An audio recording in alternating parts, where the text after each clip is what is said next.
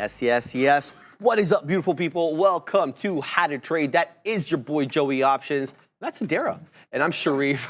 and we're going to wait for everyone to come on over from the other chat. We already have a couple early birds. Joseph, I always love that. We got the OG, Darwin. He's always dancing up a storm. We got the world's best mod, Bears versus Dang Bulls. And then we have Celio Geraldo. I hope I did not butcher your name. Chances are I did, and I apologize. Shout out to you. Charlie Taff, you all Reina, Chucky. I like that. Other Zinc and Mo. Hello to you too, Mr. Long Shorts and 605. Shout out to Ron and Fiddlebeck. Bazinga and Daddy Gator, BGZ and Richard Peterson. Shout out to Ronaldo and Jameson. Indeed, money's in the house. So is the small cap Gapper trader, Scott H. Shout out to you, my man. We got Mikad Muhammad, MB3, and Michael P. Joey Options. What, is that the first time you're hearing that? His name is Joey Options, baby. We got Easy Media, Free Lunch Trader. Love that name. We got Fugamo and Jezzy, El Problema. And Andrew Chow, shout out to Top VOIP and Day Trader Cut as well. Mr. Thumbs Up, I do like that. And by the way, I got a weird looking thumb, by the way. I've never really shown anybody this, and I'm kind of self-conscious about it. But it's okay.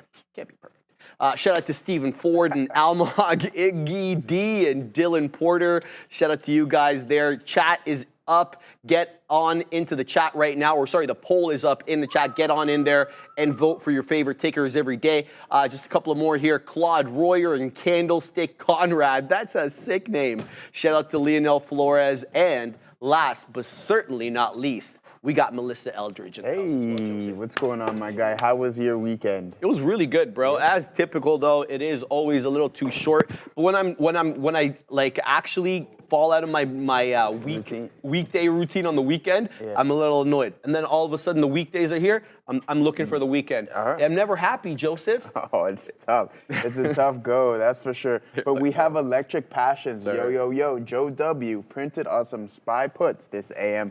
Congratulations to you. We'll hit the money storm because those must be turning out real nice. But one thing that isn't is a little disappointing here, Sharif, is Tesla. I mean, we got a little pop this morning, but as of right now, it's been selling. But I do know you have a lesson real quick. So what we're going to do real quick, Sharif, as always, just going to go over the top performing sectors here on the session. And guys, it looks like a complete sector rotation going on, the market getting a little defensive, guys. So we'll start with the win place show, Sharif. In first place, we have materials up a whopping 1% on the session, all right, guys? And then energy in second place up about 0.9% there. And then the consumer staples up about 0.3%. My brother, what are you cooking up this morning? I'm ready to talk about some speed lines, Joseph. We're going to continue with that theme. We started off last week about following trends. Obviously, speed lines involved in there. Katina, man, have the umbrella if you'd like, brother. Yeah. Enjoy the swim, brother. All right, guys, let's talk about these speed lines. I want to let you know that this entire lesson and all the subsequent lessons we're going to talk about trends are based upon John J. Murphy's book, Technical Analysis of the Financial Markets. So this is based entirely off the chapter on trends. So let's get right to it as we always do. Let's introduce the topic of speed lines. What are they and why am I talking about them? Speed lines are advanced concepts in technical analysis and a variation of your traditional trend lines, quite frankly, and that are often used to measure the rate. Here is the difference: the rate of ascent or descent on a trend. John J. Murphy discusses them in the context of determining whether a trend is likely to continue or reverse based on the speed of the movement. So let's get right to it as we always do. So that just kind of explained it right there. What are speed lines? Speed lines are a series of diagonal lines, both up and down, drawn from significant highs or significant lows on a chart. Unlike typical trend lines, though, the ones that we draw every day that connect reaction highs and reaction lows, speed lines are designed to account for acceleration or deceleration of the trend. So not just connecting lows and highs, we're actually looking for how quickly the ascent of higher lows or lower highs is accelerating or decelerating.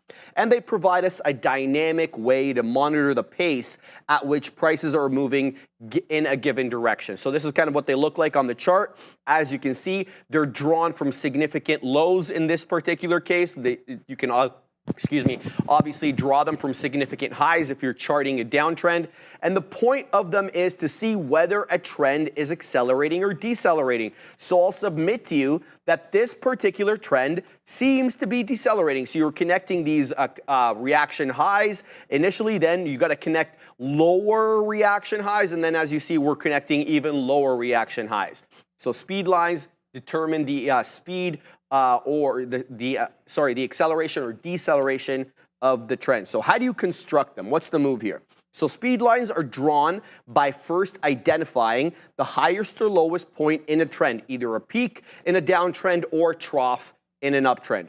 From this key point, 3 lines are drawn to intercept the price trend at distinct percentage levels, typically 33% and 63% retracements of the price movement from the start of the trend to the peak for an uptrend or the trough for a downtrend. So I'll repeat that. So from this key point, 3 lines are drawn to intercept the price trend at distinct percentages levels, 33%, 66% retracements of the price movement from the start of the trend to the peak in an uptrend or the trough in a downtrend. This provides you visual representations of how fast or how slow a trend is moving.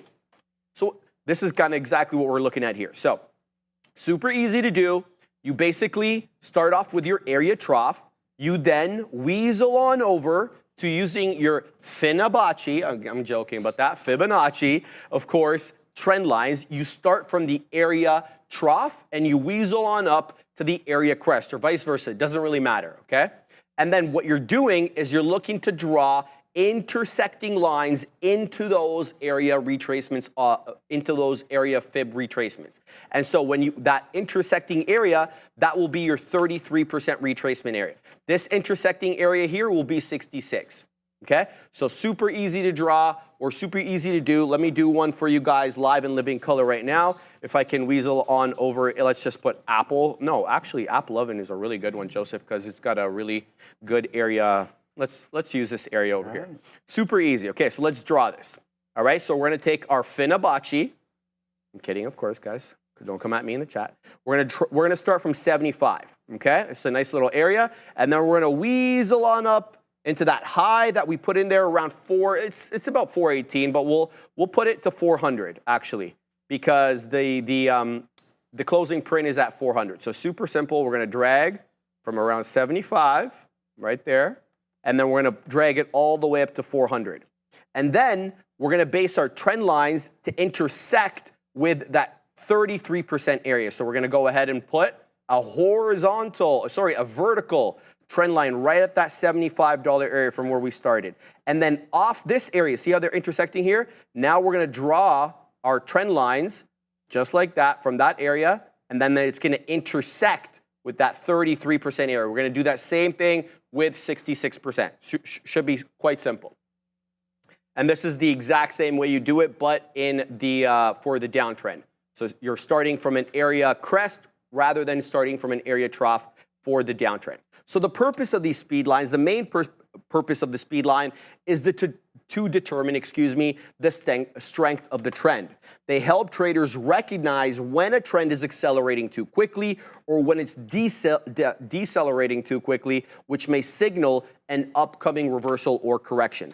The concept's quite useful, but for dynamic markets where trends do not move at a steady pace. So you're looking for that, acceleration or deceleration rather than looking, for that nice, slow, steady movement up. But let's talk about the practical applications of these speed lines in trading. So how do we identify reversals, right? So speed lines provide clues as to whether the trend may be coming into a reversal point. So for example, when the price breaks through that first speed line, the one that we drew at 33%, it indicates that the trend may be losing momentum. If the price continues to fall below that 33% line, then we're looking at that 66% retracement line. A full reversal might be imminent if that 66% gives way. This can help traders determine when to exit a position or tighten up your stop loss. And that's basically kind of what we're looking at here. There's your 33%. We're whiffling, we're waffling. It comes into that 66% retracement, and then all hell breaks loose. You have a big move down here. One candle there accounts for a great percentage of the move down, and then it continues to bleed down as well. Okay, so adjusting your positions based on these speed lines, another acceptable use for them. So in an uptrend, when the price action moves steeply above 33% or above 66%, traders may expect a correction and thus reduce long positions or take profits. In a downtrend, however, if the price declines sharply through these lines, it signals a potential selling opportunity and traders may increase their short position or just get out of it altogether. Conversely, if the price respects the speed lines without breaking through, it provides confirmation that the trend is strong, and then you can actually use that particular speed line as an area support level. Okay? And yeah, we only have a few more. I think we can go on and finish the lesson here. So adapting to changing trends. Obviously, speed lines help traders avoid prematurely exiting a trade by confirming that the trend's pace is still intact. However, they also offer signals for adapting trading plans when price action deviates significantly from the established lines, ensuring flexibility in the trading decisions. For instance, let's talk about this. When the price fails to break through any speed lines, this indicates strong momentum and further trend continuation. And then, yeah, lastly here, incorporating speed lines with other indicators. Always the best idea to use technical analysis in bunches rather than using them single-handedly. Speed lines work best in conjunction with other tools like these moving averages, the relative strength index, and obviously horizontal areas of support and resistance. For example, if the price breaks through a speed line and the RSI is showing you an overbought condition, it would strengthen the case for a possible reversal, making it a high probability trade setup. Again, never want to rely too much on one thing. Don't rely exclusively on the RSI just being obviously in that overbought area. Look for confirmation through price action, RSI divergence. Joseph, that is the lesson for today. I hope everybody brings up a storm. Yeah, good. So yeah, it's storming out there. That's for sure. Well, I guess you said it's light rain out there. Yeah, it's light. It's windy as hell though. Yeah. I had to walk from College Street this morning, which was, for those who are familiar with the city, the TTC was down because I don't drive in. It is too hectic to drive in every day. So we take the train, and it's nice, consistent timing, right? You know, you can schedule your time roughly correctly, and you don't have to worry about sitting in too much traffic, right? Same thing there and back usually every day. So we like that. But today it was we had to improvise a little bit. So I'm like, you know what? I had to get off and then walk, and it was raining, and then my umbrella was all over the place. It was absolutely hectic. But guys, yeah, let me know what you continue to look at in the chat. Don't forget, I mentioned not too long ago that don't forget we have our team trade coming up at 1 o'clock, guys. So that's always fun. We are 1-0 to start, so way to go. I'm really curious to see people's opinions today on that as well too, because it is a little bit of it's a seller. So I mean, blood in the streets so far this morning, but I don't think it's anything to panic about too much really, because we're not down too much. So I think we'll be relatively safe, and pullbacks are healthy. This is something that we want to see, and I mean, leading the way, I think, is the semis kind of just dragging everything down. We had Meta that's just been on an absolute tear, and same with Apple and some of these other mega, and Amazon as well too. So we're gonna send it off to Adara, and then we'll get back and we'll talk some more. I want to talk about a little bit about the Bitcoin miners, and we'll do that as soon as we get back from Adara. Get it, Adara. Just be aware here. Thank you, Sheree, for that. Just be aware here. We have a lot of strength in these Chinese ADRs, and I wanted to pull up BILI, Billy, because I just got a bit of a volume spike alert for this one. Currently up about 22.5%, above that $23 level with a 6.2% short float. These Chinese ADRs have been strong because we did have some reports that Chinese regulators and leaders in the market are looking for a moderately loose, quote unquote, policy. So keep an eye here on BILI and some of these other names. Back to you guys.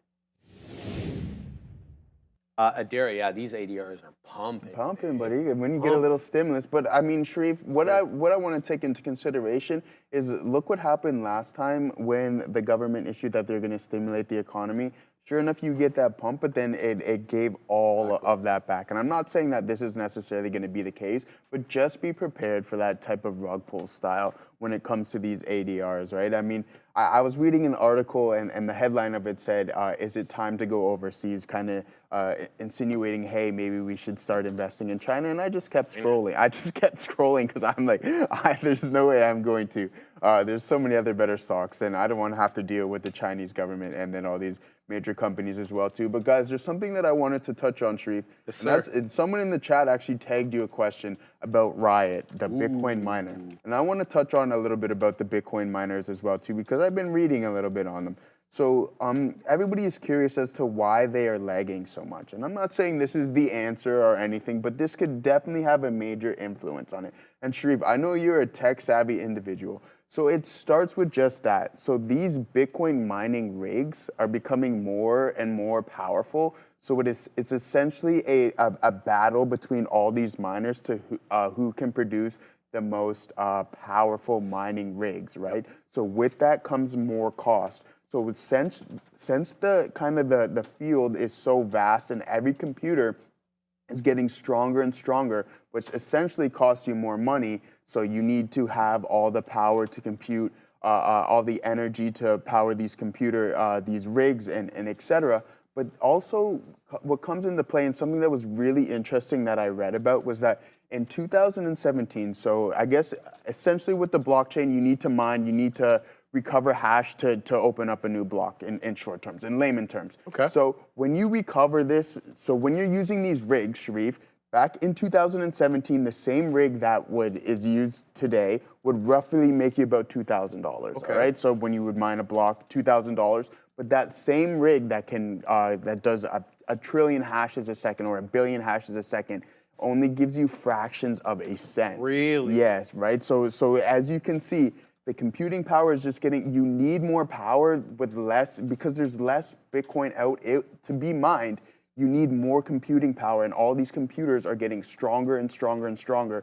So this can hinder the profit margins of these Bitcoin miners, right? So this is why you see companies like MicroStrategy just soaring with the price of Bitcoin. He's not a Bitcoin miner. He's just buying it on the outright market. But these Bitcoin miners are having cost-efficient problems, okay? So this can be a reason why they are lagging. You see Bitcoin appreciating, and these miners are just stuck in this range because it's becoming so expensive to mine Bitcoin. So that's just what I've been reading up on that. So it's a really competitive field, guys. Yeah, so just keep that in mind. But we'll go back to talking stock here now, guys. I took a couple stabs on TSLA, hoping that we could recover here. But again, it's just the sentiment in the market is just really weak. I've seen Tesla gapping up as well today and having that really strong kind of after hours session on Friday. So that was really just adding to it, just pushing towards that $400 price target.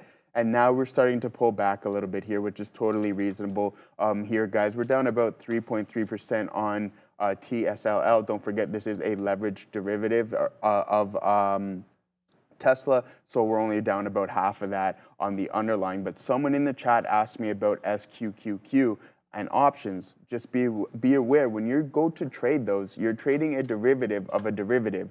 So I have no experience in that, and I suggest that be really careful in when you do trade those options, my friend. All right. Yeah, good call there, man.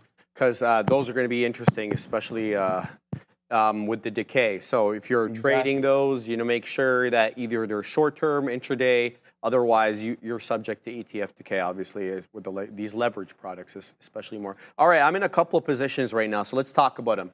They're going to be small cap gappers, so let me tell you why I'm in them, and let me show you which ones I am looking at. There's a whole host of them today. Looks like 7 of them still in play. 1 of them, not so much. And the one that is not in play is the one on the bottom right corner of your screen. It goes by the ticker RVPH. It is breaking down below the volume weighted average price after flying there off that $1.74 close on Friday. Yes, I know it's Monday. Up into 428, multiple halter, tanking down now below VWAP, below 250. So this one's going to have to set up a little bit differently if I'm going to get interested in this one. But I'm looking at ASST. I'm in it right now. I'm looking for that continuation of higher lows. It's been a plethora of higher lows since that initial pop at 7:10 a.m. It looks as if it might be respecting generally that 50 exponential moving average on the 5-minute chart. And I don't talk about this one, this moving average, all that much with these small cap gappers. So let me highlight its color because I don't talk about it that often. And it is the red line on my chart. That is the 50 exponential. All my moving averages will be exponential for my intraday trade. So we're in at 78. It's printing 78 and a third. So we're basically break even. Duo, Adara brought this to my attention. DUO just weaseled its way on down into the volume weighted average price. You know my affinity for these pullbacks into key areas of possible support for these small cap gappers. Currently right now, I think VWAP's at $1.22. I'm not going to weasel into this one. I want to finish telling you about which other ones I'm looking at.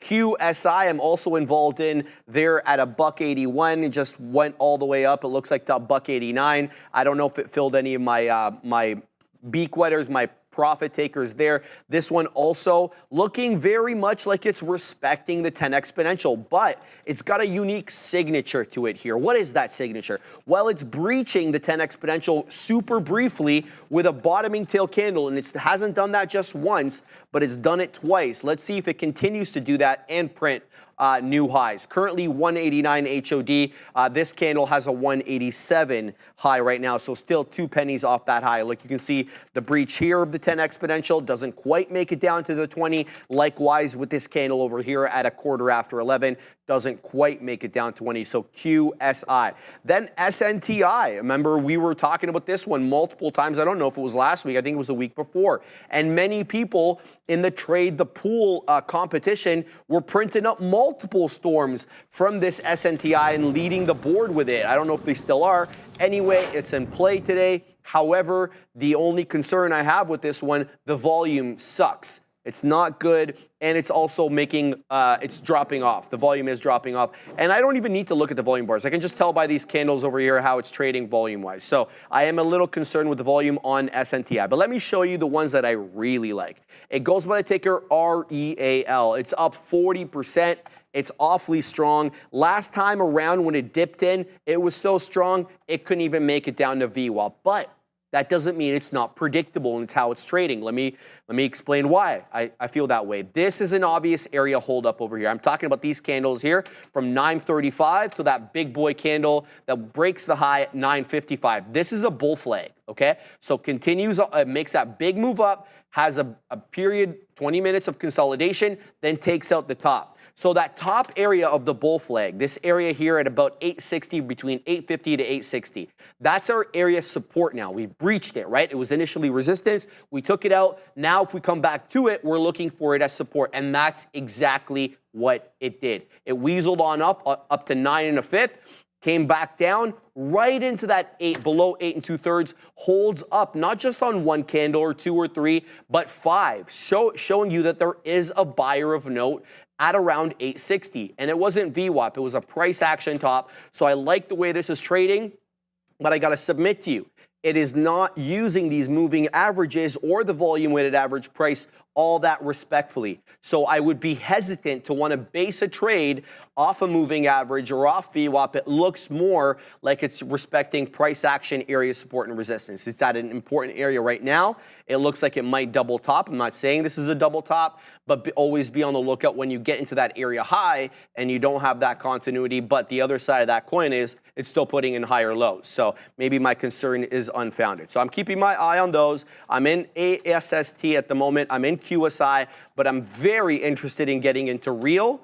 And if Duo, DUO, holds up at this level over here, it's up 104% DUO with this pullback. It's breaching VWAP now, but I'm definitely interested in picking it up if it's able to reclaim VWAP quickly. For now, though, we're going to go to Adara at the green screen. What we're going to do here is take a look at some of these tickers making sharp moves to the upside and downside in the S&P 500. And I always like to have a theme for this segment. So today's theme is going to be names with large upside or downside moves that also had some catalysts, including a couple intraday catalysts here to propel that action.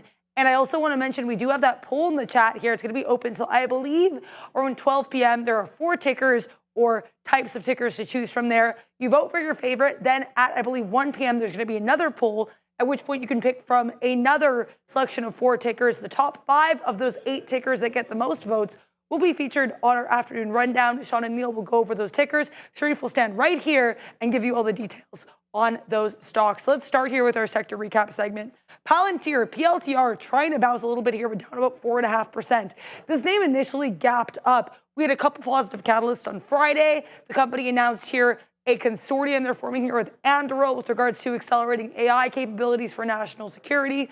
Then right at 7 a.m., they announced an expanded $36.8 million one-year contract with the U.S. Special Operations Command. So to be clear, it started running initially on the Anduril story, but being aided later by that $36.8 million U.S. contract. Then we have HSY. Hershey's getting a pretty sweet move to the upside here around 10 a.m., up about 12% right now with a couple volume spikes recently. Basically, Bloomberg reporting that Mondelez is looking to take over the company, and they've actually already approached Hershey's after previously walking away from a Hershey's deal back in 2016. So HSY, MDLZ, both on watch here. Last but not least, we have CSA. These are, again, like Palantir, a couple catalysts. We got this first one here on the bottom before the market opened there. Comcast and Warner Brothers announcing here a multi-year distribution agreements across Xfinity and Sky UK. Then we get that volume spike and the big push to the downside right before 10 a.m. when we had the CEO of Comcast Cable saying that there's going to be intense competition here in the fourth quarter, and the hurricanes that we dealt with in Q4 will also be impacting here around 10,000 broadband losses. So CMCSA basically voicing their hurricane woes for Q4. That stock down about 7.5%. Back to the Bash Brothers. Joseph, I got a question for you. Yeah. Are you a cable cutter? A cable cutter? Yeah, like, do you still have cable? No, I don't watch it. Yeah, so you're cable. Yeah, you're like, cable. Yeah. Well, That was it? Was that it? yeah, because she's talking about Comcast. Oh, okay. All Like, right. I don't know if you remember, they want to separate their whole cable division last year. I'm like, who wants to buy that? Yeah, All you I see mean, is a yeah. graph going down and to the right in terms of users. Yeah, I mean, the cable game was cut a long time ago. Especially when you had all those what are those boxes, those little boxes, the Android boxes and everything like that. IPTV, Yeah, that PTV and stuff, and it's significantly cheaper. We don't have any of those though, Joseph, right? No, we don't got any of those around here, my guy. But one thing I want to point out, Sharif, and no one's, I don't think anybody's really talked about it, but I seen someone in the chat just say Softy. Softy is breaking highs. Like, how come no one's talking about Microsoft today? I don't get it. Like, we're continuing to trade higher. This thing's putting in a pretty stellar day. It's moving totally against the overall market, that and Apple. So some of the 2 of the 3 biggest companies on the planet are trading higher this session, and the market is selling off. So, I mean, these guys are absolutely phenomenal. This is what you want to see. At least they're holding it up. They're holding their own right now. So that's something that is really positive. And guys, on sessions like this, I think just because of the opening drives being so weak, don't force the longs. Don't expect it to be a complete V reversal of the day. It could be, by all means. I could be extremely wrong. I mean, you have some nice indecision candles here, some nice doji candles at the lows, but they're not extremely isolated, and you don't have that volume signature that just stands out and says, hey, we're ready to turn around. We're going to flip this thing around. So, you know what? I think that we're going to continue to the downside throughout the session. We have a really strong 5-minute opening range here. As you can see, this volume signature isn't a complete outlier to the rest of the session. And then we continue to just head south. So once we broke that 5-minute range, that would have been a beauty 5-minute range break to the downside, and then just continuation to the downside as well too. So just keep in mind, let's see how we react around VWAP. That's something that's really important. I think that if we are going to take that second leg down, we are going to reject VWAP, even be a little bit south of VWAP, and then continue to the downside. But as of right now, I think this is one of those sessions that is just like, hey, don't force the long because of how extensive the selling was, how strong it was. So just keep that in mind. Don't force the longs. Let those patterns show up And if they don't, then that's fine. Sit on your hands. Sometimes sitting on your hands is better than just forcing a trade and taking an L on that front, guys. So just keep that in mind. Continue to let me know what you guys are looking at in the chat. I know someone's saying SMCI, so we'll take a quick look at SMCI before we send it back off to Sharif to see what he's up to. But guys, yeah, I like SMCI for a recovery here. I do think it is going to recover a little bit more. We'll zoom out and go from a daily perspective. We have now filled that gap, Sharif, which I really like. So that's really beauty on that front. So from 38 to about 47, that gap fill on the daily is now full. We'll call it a soft gap fill because we did not go to the high. But again, that is a beauty trade on that front. All right, Joseph, everybody's yelling about DXYZ. I see you guys. I see you. I see you, Yuval. Who else? I see you, Bren Works as well. People, who else? Well, there was more people yelling about it earlier. Okay, so here it is. DXYZ, obviously Destiny, Tech 100. Largely, I don't know. I don't want to call it a surrogate for SpaceX. That's probably not a fair assessment. It's probably got more to it than that. That's why I like it. That's why it's been in my mind, because I've been looking. Obviously, I've been telling you guys that I want to weasel in to some SpaceX shares. Clearly, they're not traded on public markets, so you need a vehicle, a surrogate, whatever, to get on in. So a company that holds it in the private market that you can invest into public markets. This looks like kind of like the umbrella pattern that Adara always talks about. You get that big drop down and then it breaches VWAP, but it's curling now into the volume weighted average price, and it just took it, Joseph, but it's at an area of importance. It's at a $10 area, 60. So maybe there isn't price action resistance at 60 from the prior day or today, but sometimes we have psychological resistance and support, and that's maybe what it's doing right now. It's a hell of a buy if you picked it up in that low 50s because it moved up 10 bucks quick as you like. This one did halt, guys, to the downside. I don't like it intraday because, well, it's down 11.5%, but hey, man, if this thing wants to recover, have at it. I'm not going to personally trade it. I'm looking at how it's trading right now. It looks like it's awfully spready with decent volume. It's not the best volume on the day. 5.83 million shares on a $60 name is decent. It's not the best, but it's decent. I'm going to keep it up on the side chart. I don't want to trade it right now just because of the spread. But if things settle down and it comes into a more predictable era, I should say, I will certainly be interested in weaseling on into it. So, okay, so it looks like I'm doing well on one position and not so well on the other. QSI, we're doing real well here. We got the print at 88s. We're breaking through the high of the day. 92s now. I'm waiting at 93s, a random area because it was a high of the day, and it's continuing to go up. So doing well there. Not doing well in ASST. This one did break down below my entry. It is at the 50. The area that I gauged would be support, despite the fact that I front ran it. I didn't want to wait, which is a mistake on my part, and there you go. We did get a beak wetter, but not enough to actually de-risk here, enough to not to be red. So we are red now on ASST, so we're going to look to do a little bit better. How about that other one that we're in right now? Okay, so DUO, generally holding off VWAP. You're not getting that parabolic jump off the volume weighted average price, but you're not getting bleeding either. So it's kind of putting in a 2-candle possible hold here through that $1.20. We'll have to pack our patience, see if I can get some of these prints. But I am doing well here on QSI. I can see that from the side chart. We just took out the high of the day again. I got printed again, and I don't have any other beak wetters on this one, so it behooves me to weasel in and put some beak wetters in. I'm so disappointed. I have a very small position here, so we're going to look to front right that size at $2 by putting out the beak wetter, or the profit taker, excuse me, in front of that $2 area. So I'm keeping my eye on QSI, keeping my eye on DUO. If ASST wants to hold up at the 50, I will give this another shot. I don't want to jump into it right away and say, oh, well, it's at the 50 now, it must bounce. Well, not really. We'll see. So keeping my eyes on that. Tiger as well, TIGR, having itself a decent day, a fintech name, not a small cap gapper, by the way. This has been on my watch list, my personal watch list for like a few years. It's up 30%. I'm assuming it has something to do with, let me just double check. Why China, says Adara. Thank you very much. Chinese fintech stocks surge after China signals looser monetary policy. So TIGR running up big boy on that, 30%. It's well off the high there, printed 8.5, technically 849, but it is coming into that VWAP area at around 7, let's say high 80s, 7 low 90s. So again, I'm going to be very interested to see how it trades in and around there. If it wants to bounce off VWAP, Joseph, I will absolutely take it. What's going on over there? No, I'm just looking at Microsoft, dude, because I've been talking about it, and I said it's only a matter of time, I think, until this thing started to recover. And it's doing just that, especially when we pass this gap in these key resistance levels, Sharif. I was like, hey, I think we can continue higher, and I think it's only a matter of time that we go and test these all-time highs as well, too.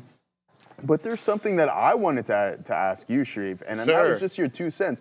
Knowing that you're a TikTok guy, how do you feel about about the ban? That's a good thing. How do I you don't feel? like it, Joseph. You don't agree with it? No, I don't. No? Look, bro, I get the fear about, the Chinese government getting user data, possibly being able to influence people's what they see by putting false narratives out there. Well, dude, I mean, 170 million Americans have TikTok. That's more than half the population. That's insane. Bro, that's a lot I of personally people. don't like it, and I think it concentrates too much power in the hands of Meta. Like, seriously, yeah. though. Like, No, if they're the you're only not wrong. real Competition. Yeah. Well, to be fair, Elon's just- platform now is booming. I'm on X way more than I ever have been in my life, Joseph. I don't know why, but it's interesting now. It's used to be called the cesspool because everybody was ripping everybody on it. Now I don't know. The stuff I'm seeing not so much like that. So maybe it doesn't concentrate too much in the Zuck train's hands. But I happen to like TikTok. I also think that Donald Trump's opinion is markedly different on TikTok this time around than it was last time around. He was on Meet the Press on the weekend, and he was asked point blank whether he was going to be okay with the ban. And by the way, the decision, whether they divest or not, the 19th, his inauguration, the 20th. Yeah, I've seen that. So, I mean, the Chinese government does have a chance to sell. What did they want for like 100 billion or something? Chinese government's not going to allow this. They're not going to allow it. No. So, therefore, if this ban is implemented, what kind of repercussions will we see with American companies in the States? It's hard to say, dude. I think it gives a big boost to like the Metas. Some others, obviously, there's not the only one. You're gonna have Truth Social bumping up, maybe DJT bumps up, obviously Snapchat. Can I say something too? Donald Trump is being quite strategic in how he's posting. Some of the very nuanced stuff with details is going only on Truth Social. He's not putting it on X. He'll put larger stuff like major announcements, but when you want to get into the nuance and the longer form of his posts, he's specifically choosing to put it on True Social. So you download the app or you wait for someone else to repost it on X. In other words, you don't get it right away. So he's being quite strategic about how he's using his social media platform too. Yeah, I think there definitely will be repercussions if it does. I'm sure that ByteDance or TikTok is going to appeal the decision there on that front. So, I mean, but there will be repercussions if it is banned. And just going on about the ban, so it's like you can still have it on your phone, but it's the internet providers. You can't. It won't allow access to it. It's going to be interesting. Yeah, and then like the Apple and Google Store, you can't download it and stuff along those lines. So yeah, hey, we'll see. Guys, someone said in the chat something about the Spiled one. Oh boy, another Elon fanboy fest from Sharif. All right, thanks for that one. We had another super chat as well too. I don't know if I can pull that. Let me see if I can find it here real quick. Sorry about that. Yeah, so can you look at Neo, please? Multi-day runner, absolutely. Alexander Castro, thanks for the $2 super chat. Much appreciated. Sorry for the delay on getting to Neo for you, but we are going to hop on that right now, my friends. So let's see what we got going on. With Neo, you're curious about a multi-day runner. I mean, yeah, actually, as of right now, from just a technical standpoint, I think this is good. For, I guess, the stimulus as well, too, helped this with Neo. But again, you're breaking some key levels on this one around $4.80. Keep that in mind. We would like to see a little bit more volume on the breakout just be prepared for a deeper pullback than expected, because that's usually what happens with some of these stocks. But for GameStop. yeah, Everybody's GameStop. All right, GameStop. So Neo, that's it. I think you can get some continuation on this. So we're at some key resistant levels now. If we can break through that, then yeah, I think it can continue. But GME, let's pull that up here. I may as well just do it right here, brother. Or do you want to cover this here? All right, let's go. Let's see what's going on here. Is it flying? It's at the high of the day, I think 29.70. Okay, I mean, is it at high? Yeah, it is. Yeah. Okay, so I think Adara has some news on GameStop right here. But yeah, it is flying to the top side. So let's hear what Adara's got for us. No news on GME, but it's worth noting here they actually do report earnings after the bell tomorrow. So that's something to keep an eye on here for GameStop December 10th earnings post-market with a short float of 8.2%. It's worth noting recently, I remember the short float being 9.25%. So it seems like maybe a few less shorts in GME this time around. So just something I want to touch on here. And that brings us to the larger purpose of our throw, which is going to be our earnings segment. We're going to take a look at some earnings names that are going to be on watch for tomorrow. We didn't have anything reporting on Friday night. Nothing of note for day one today other than Rent the Runway, which is not seeing a ton of volume, about 400,000 shares, but this was not a well-received report. Weaker than expected sales and also weaker than expected revenue guidance on the low end for Q4. But let's talk about some of these upcoming earnings. At 4:05 p.m., we've got a doozy. We have C3 AI here, which has a 20.7% short float coming through at 4:05 p.m. We have analysts looking for losses of 16 cents per share and revenue of 91.01 million. Then we have Oracle also at 4:05. We're looking here for an analyst estimate of 1.48 for earnings per share and revenue of $14.12 billion. MangoDB also reporting at 4:05 with 69 cents here earnings per share estimated and $495.46 million. Those are going to be some of the main ones reporting after the close. Nothing huge tomorrow morning, but we do have Designer Brands Inc., DBI, which sometimes makes moves, and AZO. Also, guys, make sure you vote in that chat. Make sure you open the poll. You have 4 tickers to choose from. That poll closes around 12 p.m., I believe. And then at 1 p.m., we'll get a whole new poll opening up with 4 more tickers to choose from. Back to you guys. Ooh, cut off there. It's okay. Ram had to hit that transition. Yeah, that's fair. How you doing over there, Ram? Everything's good? All right. Okay.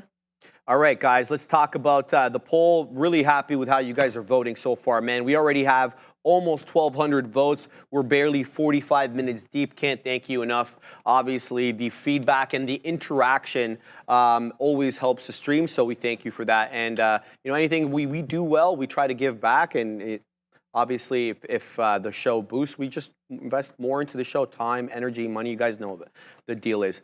37% right now for NVIDIA, 39% for Tesla, so they're competing there. Chinese ADRs in a distant third, Joseph, with 13%, and then Rivian, whether it's up big boy or not getting too much love from the chat, 11% for Rivian. Shout out to Christopher Dang Mulligan there. Thank you for the $6.99 Canadian super chat. Reads as follows, Joseph. US should ban TikTok, Facebook. What's this YT thing? YouTube. Oh. No way, bro. No way, bro. Google have been blocked in China for 15 years.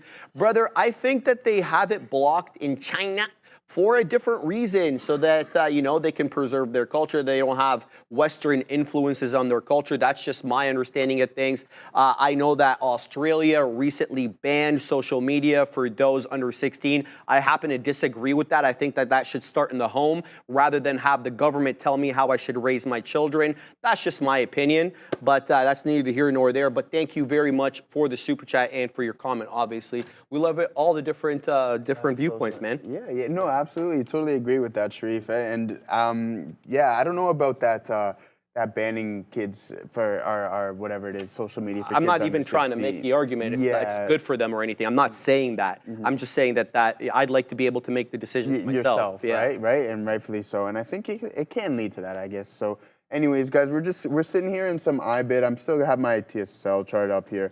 But I need a little bit larger of a move here in IBIT. So we're going to continue to hold. If we can breach 56, then we'll look to take a little bit off the top. But as of right now, we took 2 L's on the TSLA trade. So we need a little bit more of a move here on this one, guys. But I know a lot of people in here are talking Tesla, so I'll pull up Tesla for you guys as well too. Just keep in mind, I think even though we just went on that monster, we've been on a pretty good run so far. I think it's going to continue, especially because Elon is now in the Department of Government Efficiency and working alongside Donald Trump. He will be. So again, I think I'm extremely bullish on this stock for the long term. This is just something I get overall market sentiment. The market is weak today, so you can understand that Tesla's going to be weak with it as well too. But I mean, we're starting to creep in on those all-time highs, Sharif, which I think is around $415 if I stand corrected. So we're starting to move higher. We're breaking through these key levels with extreme momentum. So I expect this to continue. That's exactly why I added a little bit more in the long-term portfolio, because I think for the coming years, this is going to be really bullish, especially with robo-taxis starting to roll out shortly as well too, and I think in late 25. So I'm looking forward to that. Elon working alongside Donald, he's just going to get done what he needs to get done from a regulatory standpoint. So expect that stock to continue to move to the northeast as I am. If it doesn't, then it doesn't. But I think that's something you should be bullish on in the future here, guys. But let's take a look at, I think, what's something that is kind of raining on the parade and has continued Joseph, to can do I just so. mention one quick one? Yeah, because it's absolutely. breaking out, and I don't want people to miss it, because it just took the pre-market high, Ram. GXAI, guys, you guys were yelling about this a lot in the chat, and I didn't pay any mind, and I made the mistake. I should have. Because I felt it was below VWAP, it was consolidative. I was wrong. You guys were right. It just rocketed up. It took out the high. It's at 531. The reason it's important to me is because it's above the pre-market high. It had a very definable pre-market high that it just blew through. So now I want to work my way in. What's that pre-market high? 491. We printed it awfully early. There it goes again through the $0.50. This is squeezing. It's up 106% on the day. Excuse me. So that level at 489, we printed at 4:05 a.m. But let me tell you, that print at 4:05 a.m. came with big boy volume. 827,000 shares were printed at that 4:05 print. So one 5-minute candle had almost 1 million shares that early in the day. Now it's topping till through 5.5. I would try to pick it up off 5 if it does work down into 5. GXAI is the one I'm talking about, Joseph. I didn't mean to interrupt you. I just wanted to No, absolutely. Continue with it. Are you in it right now? No, I'm about to work into it right now. Okay, you're going to work into that? All right, so let me know, and we'll send it back to you once you've weaseled your way into that one there, guys. But keep in mind, 1,200 votes already, almost 1,300 votes on Sharif's poll, or on our poll here for the rundown. So keep in mind, guys, at 1 o'clock, or sorry, at 12 o'clock, we're going to get our poll up.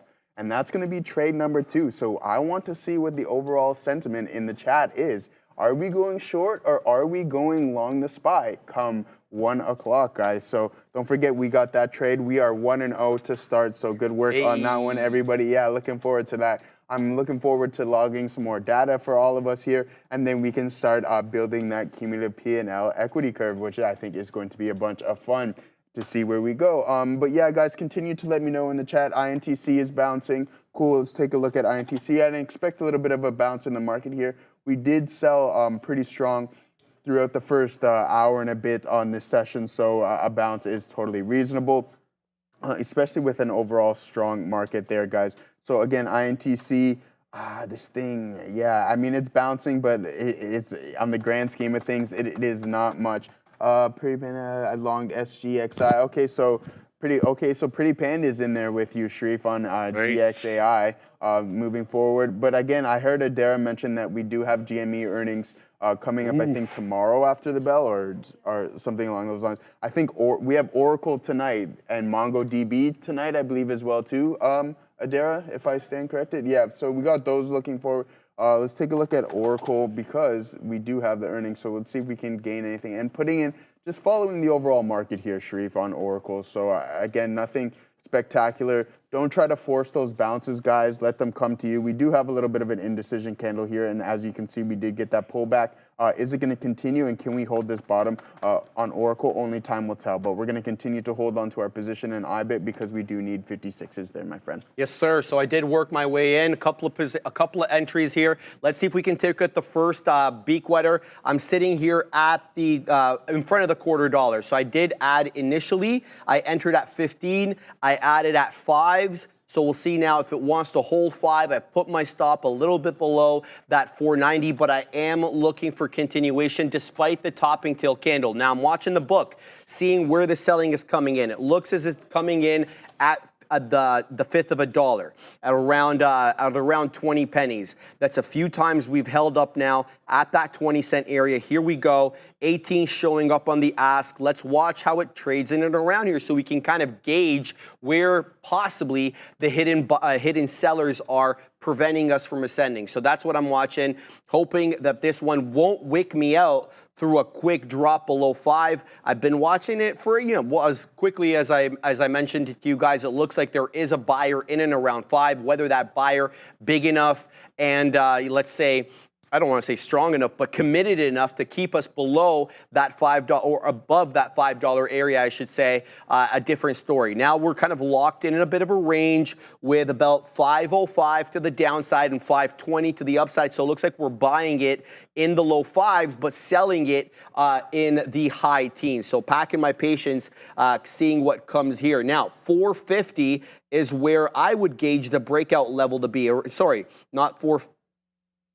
It's a bit of a tough one here to gauge where the breakout level is on this one, only because you had a couple of area crests over here. So you had that 430 area crest, and then you had this area, the break and take of 450. So kind of hard to know exactly where the breakout area is, but the 10 exponential moving average is right around 450. So if I do stop out of that one, I will definitely be looking possibly to get back in at around that 450 level. Again, we dip into 5, so this one looking like it does sadly want to break down. Duo just got the print there at $0.25. Now waiting at around 128 or so. This one, it's putting in some higher highs and higher lows, trying to curl back off the volume weighted average price. I'm talking about DUO. Set up my next beak wetter at 28s and then at $0.33. We'll see what comes from that. Tiger as well, TIGR, involved in this bad boy. Where the hell is it? There we go. We're still holding this one, just keeping my eye, see if this one wants to curl back off. It's not at the volume weighted average price. I've tried to account for VWAP with this planned dollar cost average, waiting at 7 to 88s, because that's where I see VWAP on my side chart over here. The volume though on this one, TIGR, drying up a little bit. That doesn't have me all that pleased. I need volume to go up. Okay, so we got the print there on Duo, so we're doing okay on that one. We'll see if this one wants to weasel above the 5 1/3. Still no prints though on GXAI, Joseph. It's zigging, it's zagging. It looks like it's gonna drop below $5 and stop me out, but that's what trading is about. So we'll keep. That is what trading. It is Dua Lipa, Adara. It is Dua Lipa. Adara, you saw that thing I showed you there with my Duolingo saying that it was watching Dua Lipa videos. Yeah, it's the worst pun ever. You're a Dua Lipa fan. 100%. I love Dua Lipa. Love Dua Lipa. Dude, I was like one of the top fans. Like your One of the top fans. the Wrapped on Spotify. So it tells you like if you're one of the top listeners for her music or not. I was. And one of the top people. That's crazy, oh, yeah. bro. No way. What's your favorite song? It varies, man. These Walls, there's Houdini, there's a bunch, man. Those are the newer ones. I wouldn't know by the. You wouldn't know. I know One Kiss. Though. It's better than than Taylor Swift. I like the dance that she does in One Kiss. So Fabian was telling me, so I've been following her for too long, right? For like maybe like a couple of years or so. And Fabian's like, yo, she used to suck at dancing. Horrible performer. Apparently she's like really improved. Well, so according to Fabian, with all that money, she's on the way up. With all that money, all you can do is I'm sure you can afford to take a couple dance lessons. I would hope so, right? I would hope so. All right, GXAI, we got a print there. I don't know why I didn't get this print. So this one wicked And I didn't even get touched over here at 5 1/3, unless this is a false wick or fake or dark pool print, because it printed me at 5 1/4. It goes through 5 1/3 here on GXAI, well above 5 1/3. It goes to 540 and I don't get printed. So not sure what's going on there. Have to see if that was an actual print on my platform. And I believe it was. So I'm really not understanding why this didn't even print. So some bamboozlement there. Not sure what's going on here with GXAI, but hey, we got a print, so we'll celebrate that. We'll look to do a little bit better. Joseph, what are you looking at? Actually, my friend, I'm still holding on to this IBIT. I don't think I'm going to get that pullback that I'm looking for on this one, because it is so weak, and so is the overall market. I mean, we are starting to pull back in towards VWAP a little bit here, Sharif. Recovering, but the volume is slowly dwindling down on the higher time frames. I'm curious to see how the overall markets react around the volume weighted average price. So we're gonna hold off and wait until then. But I think I'm gonna have to take a little bit off here, because we're starting to form those lower highs. But we do have this little bit of a base here, sorry guys. But we are forming lower highs with the inability to kind of break this pivot here. So as we're starting to come back in towards, I think that if we don't recover, then I might be in for a break-even trade or just small profits on this one, because we did take those 2 TSLA trades that didn't work out. So keep that in mind. I really want to see if we can recover here. This pullback volume on IBIT is a little bit low, so I don't mind that at all. So just keep that in mind. So if the volume of a buyer volume does step in, then we might be okay. But as of right now, it's not looking too good. Hopefully this is just pullback volume, and then we decide that we want to take that leg and break this pivot and then move on to 56 there, guys. So thank you on that. Sorry, I just had something up here. Let me see in the chat here, guys. Oh, yeah, so I had something from Pretty Panda for you, Sharif. Hey. Hello, it's me again. I longed GXAI mid 380s, added more at 4. Did I love the trade? Yes. Did I sell it off at 430? Of course. All right, so that was Pretty Panda, always coming in with those beautiful moves. And then LBM photos. Yeah, I hear what you're saying there, my friend, as well, too. But guys, continue to let me know. I'm going to pull up my scanner right now and see what the top volume is. And sitting in first place is PLTR. It has the most volume on the session. And Sharif and I were talking about this not too long ago. You can only go parabolic for so long, all right? And this thing has been on an absolute monster run. I think it's time for it to pull back, and that's totally healthy. Sorry about this, guys. There we go. Yeah, and then once I seen this gap up, I was kind of expecting an indecision candle on this daily print, and if that signal came up, then I was gonna look to create a short-term bearish trade on it via bear call spread. But as of right now, it's not looking like the case. We have a really, really big candle here, an engulfing candle, as Sharif mentioned. And I said, yeah, man, I couldn't agree more. This run from 40 all the way up to 80, so that's a 100% move in almost just over a month. So I think that this thing has gone parabolic too fast. I mean, it does have these contracts just piling up, which is really good for the company. But even so, even stocks need to breathe. You can't just go parabolic all the time. So this is a really steep trend. We are starting to pull back. And if anybody is going to know what I'm going to kind of relate this to, I'm going to look at this chart here, guys, and then I'm going to pull up MSTR, all right? So we kind of had that same movement in MSTR and kind of displaying itself in Palantir right now. So we have those really strong moves, borderline parabolic, but that is so hard to sustain, okay? So just keep that in mind. And then you have this massive engulfing candle here, and MSTR has yet to recover. But Michael Saylor buying another $2.1 billion in Bitcoin. Ridiculous. So I mean, I don't know. Ridiculous. I don't know, man. Yeah, the guy's just hoarding it now, I guess, at this point. I got nothing bad to say about him. I mean, I know people are hating on him hard right now. But look, but hey, if you could do it, you probably would. So 100%. Yeah, if anybody else could do it, there's no doubt. Frankly, yes. I did get stopped out, sadly, of what's this trade here on GXAI RAM.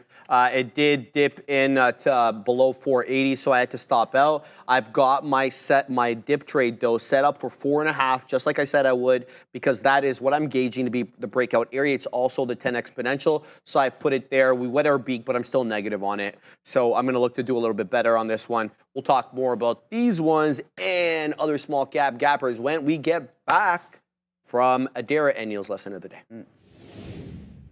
Certainly a lot to talk about starting this Monday. We had a lot of names making wild moves, even pre-market and at the open. Reddit and PayPal initially higher here with upgrades. Then we had some downgrades in names like SoFi and AMD. But China really seems to have been the theme of this morning. We had Nvidia pushing lower after Reuters reported that apparently China's investigators are looking into the company for violating its anti-monopoly law.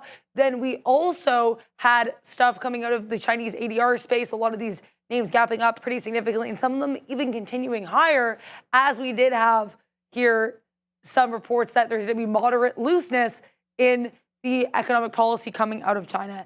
Now, we do have, as of 11 a.m. here, a nice little bounce attempt here on the S&P 500 and the Qs. The Qs are underperforming the S&P 500 as of right now on the day. We did have a lot of reversals in names like Palantir and Tesla on the NASDAQ that were initially strong. Now, it's also worth mentioning here these New York Fed inflation expectation surveys. Looks like these are higher than expected here for November, or at least up on a month-over-month basis in terms of year-ahead inflation, with the 3-year and 5-year inflation expectations for November also 0.1% year higher than the prints in October. So it looks like people are expecting more inflation in a year from now and also going forward. META here doing a nice reversal, echoing what we're seeing in the SPY and the NASDAQ right now.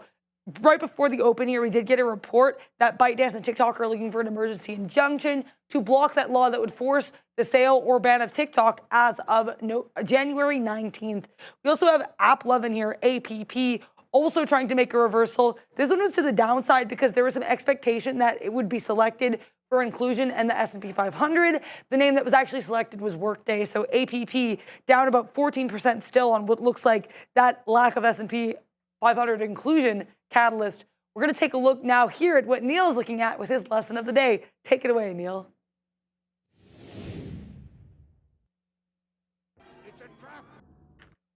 Your lesson of the day, how to avoid a trap. Sometimes the easiest thing when you're looking for a strong mover is going to be something that moved strongly before. You want the most parabolic and strongest stock to do a continuation so you can recapture what you had before. But you've got to remember, a lot of times when you get a big, strong move in either direction, it's because the stock is chewing through a lack of liquidity at times. And then that zone where there's a lack of liquidity could have the same thing on the other side of the trade. So you always have to be careful with these liquidity zones. I'm going to give you an example here by cheating, because most of you already know what happened to Palantir today, but I wanted to show you going into that 70 level from last week. Anyone that was trading on the 3rd, on Tuesday, you saw like double bottom at 66. It broke out a local high at 68, didn't stop till 70. It was completely parabolic, unabated to the quarterback, as Sharif likes to say, that $4 move on Palantir. And half of it was a break of a prior high. Well, look at what happens when it loses 70, the crazy wick. Look at what happens the next day when it loses 70. There was nothing in terms of support in that entirety of the gap. That 70 to 68, when it lost 70, it was going right to 68. When it lost 70, it's going right to 68. You're talking about one of the strongest stocks out there in the market, which just did not have a bid under a support level. Because when it's accelerating so quickly, it is that lack of liquidity when it continues to go. Now you had a similar thing happen, breaking away to the upside again at 70, and then hold a level, more explosion. You see how a lot of these massive moves at the open is just chewing through. There's nobody on the offer. Shorts are getting squeezed, and then we calm down at another level. Well, if it's going to move this rapidly through the upside, and we just had our last support at 71, should any of us be terribly surprised that when this could not hold on to 80, and then eventually 79 and 78, the acceleration when it started to fill that entire gap, and I'm talking about the last line of defense, call it 77 even, back down to where we knew there was support, which is now your low of the day. Obviously, should have been short, but you cannot just say, well, I should have been short the stock. No, the best sometimes you're able to do is get out of the way. Know that you're trading a stock that you either have at the right level or you get the heck out of Dodge. That is how Palantir is trading. If you've got it wrong, it can drop $3, $4, $5 on you. There's no trying to get the right level. Either you've got it or you don't. And that's what the stock has been telling you on the way up, and you've got to consider that too on the way back into the downside. It's obviously a big hammer to the downside, but you can get away from it by understanding. You don't want to fight it. You don't want to fight that move. Not when the next gap is so gigantic. Ideally, you can be short in a move like that, but I get it, you're not always going to have it. Tesla was the same thing, let's be real. Tesla, and it's a bit of a different story because it just happened on Friday. So I think we should have all been aware of this. When we saw on Friday in Tesla, anybody watching that last hour of the day, it was ridiculous. Here, like there's the trend. One of the strongest trends you will see in an afternoon, just complete program buying from 76, 77, right in through to 90. No worries. Good morning. So when this breakout that anybody and their mother was going to have on a 400 break, which by the way was good, like you can't argue that this wasn't a good breakout. It was clean to 02. It then took 3s, 4s, and 5s. It gave you every chance in the world to get out. It then came right back in and did not offer much of a reason to reload. If you could come up with a reason to reload at 400, more power to you. It was just one clean break and one clean out. Tried to hold the pre-market lows. It could not do so. Once you were underneath that support, where else are you going to try to trade? And ultimately, it's not easy. Being disciplined is not easy. Like for some people, it's like, it's easier to be disciplined and sort of take the smaller hits because that's part of your game. You don't always hold the bigger winners when that's your case. That can be the case for me. But when a stock just showed you on Friday, no offer for like $11 in the afternoon, and then a gap up from that level to a breakout, $11, then why would you want to try to fight it? Either we're going to hold on to our breakout price or pre-market support. That's a gap to prior close. That's a gap to where the program buying happened on Friday. The best you can do when you're caught in the trap, if you're going to be stubborn about it, is just wait for it to get to the next key price. Have some reason to get into the stock, not just I want it to go up. A lot of times when we get trapped in the I think this stock is a long, blah, blah, blah, you want to try to catch the bottom instead of making a strategic trade that makes sense, and when you've been shown a gap in liquidity, then you should expect it to fill. Now, obviously, you want to be looking for shorts here and looking for rejection shorts and holding it to that next gap level. We always talk about that. When you've got the trade working, you want to hold it from station to station, station to station, that kind of a thing. Ideally, you're going to have one of those shorts on. But don't ignore these crazy gap moves that you will see out there and what they're actually telling you. And I'll give you one more example because it could be happening in here. And I'm not saying GME is going to lose the bid. But anyone that's trading the stock, it's up, it's trying to break out.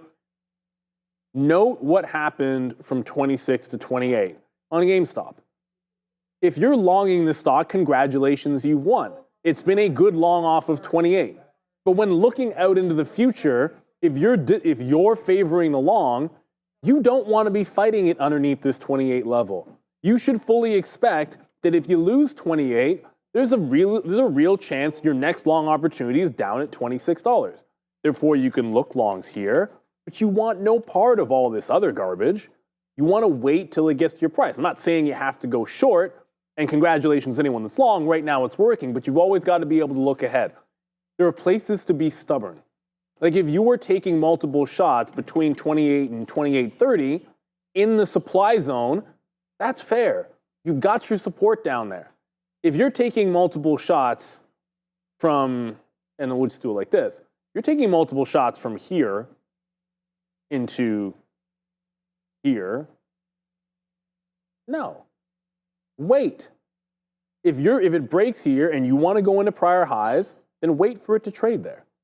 If it breaks here and you want to go long, wait for it to trade down off that key level. These are gaps for a reason. And you've seen it before. So, and when we've seen it before, we have to pay attention to it again. Obviously, I wish I could tell you that Palantir is the #1 stock going short today. It wasn't. But I'll tell you right now, as we started doing this, look where Palantir just bounced again. You can't even make this stuff up. We just bounced right off the supply zone at 71. You can hunt for long all you want, or you can wait for it to get to the major price when you have that massive gap fill. Then you're putting on a trade with confidence and confluence and where you know you're wrong. The problem with trading inside of those gaps is you're not going to know where you're wrong. You'll just be buying the entire dip and hoping to be right at some point, as opposed to taking a trade where it's obvious where you're going to be wrong. So that's your lesson of the day. Avoid those traps. Don't trade in the gap. Neil's lesson of the day, you guys know what I'm going to say.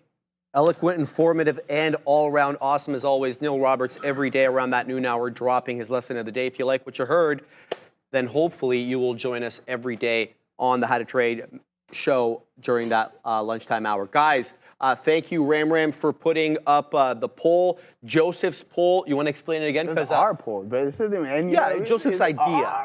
Our poll, but Joseph's idea. Yeah. Tell everybody, because we only did it one day, so a lot of the viewers maybe that didn't join us on Friday don't know how it works. Yeah, for sure, guys. Okay, so what we're doing, guys, is we're kind of building a base trade as a collective unit. So what we're going to do is we're going to use one vehicle, and that is SPY. So what we're going to do is we are going to either go long or short SPY, become, 1 o'clock, okay? So we're going to get our votes in. Come 1 o'clock, whatever the majority is, that is going to be our directional bias, all right, guys? So as you guys know, what we're going to do is we're going to build a sample set of trades, right, on our spreadsheet here, and we're going to try to build a cumulative P&L and an equity curve to see how we did. So, guys, on the first day, man, we had an entry price, Sharif, of 607. We had a target price of 609.34 that we didn't get to, but we did have a positive trade. When we got out every day at 155, we are going to step out of this trade. So it was our out price was 608.10, and then sure enough, it was a profit of $76. The metric is always going to be the same. We are going to have 100 shares, and we are going to be trading SPY. We are going to do this for a while, and we're going to see how our equity curve as a collective unit is, all right? And sure enough, eventually we'll switch up the ticker. Maybe we'll choose something else, and then maybe, as you're supposed to do in trading, if you are profitable, is you're supposed to up that size. So who knows, guys? Let's build some sample size sets first. Let's collect some data over a week or two, see where we stand as a collective unit, and then we will take it from there, guys. But as of right now, as a team, this is all ours. This isn't just mine. It's just Sharif. Sharif's in it too. Everybody's in this. We are 1-0, undefeated as of right now. So, guys, let's see. Get those votes in. Which direction are we going, long or short? I know that I was wrong last week because I kind of went against the grain on that one, Sharif. So Sharif was up on that. Maybe we do a little leaderboard on that as well, too. But hey, as of right now, I don't know what I'm going to pick, Sharif. Do you have any idea on I took short, Joseph, right now. I hit short. I don't know. Maybe I go 1 for 1. I'm not sure. I'm not sure. Geez, okay. So, you know what? I don't know what I'm going to do. So I'm going to give myself a couple minutes here before I decide to put in my vote. Fair. But I might be leaning towards the short as well, too, Sharif, especially if we decide that we want to reject VWAP. So that is something I'm going to keep my eyes out. But I think I'm going to go with the trend continuation on this one, guys. So get your votes in. Last time we did fantastic. It was over 1,000 votes. So let's get that so that we can continue this. And then it was almost a landslide to It was ridiculous. It was a landslide to the long side, which was right. I think today is going to be significantly closer. What do you think? I agree because we're moving back up on right now. I can see on your chart because I'm not even looking at the future right now. You know, I'm trading these small cap gappers, so I think we could end up green. Who knows, Joseph? Ooh. But let me. I want to talk about this position super quick. So I weaseled back Ram into GXAI. Let me tell you, I'm really disappointed with how I executed. So I put my $4.50 dip trade to account for the 10 exponential. By the time I went to the bathroom and back, the 10 exponential was no longer at 450, but the price action absolutely respected the 10 exponential. So once we took 5, I punched back in. I'm long 508. I've got the print here at 550. That's my best print. I still have several outs. I put my next print possibly for 569 break and take, knowing that we definitely have some resistance, respectable resistance at that $0.50. You got 3 wicks that all breached that 550 area, all of which retraced. So there is a seller of note above 4.5 here on GXAI. I've already put my stop on this one. So come what may, I've taken out the majority of the position. I'm almost back green on it, believe it or not. I was red on this one. So trying to work our way out of a problem here with GXAI, looking to do better. I don't want to just be break even. I'm looking to go positive. Here we go again as the buying comes in. The higher low, higher high situation is still in play. There goes the $0.50. Squeeze. Let's go, bro. I'm waiting at 69. But again, Joseph, their seller comes in at the $0.50. Step in there. Yeah, that's Dang, fine. That's all right. It's not like we didn't know about it. We knew that there was a seller at the $0.50. Whether or not we're able to, take him out with that buyer exuberance. Because he was just saying that to me off camera, right?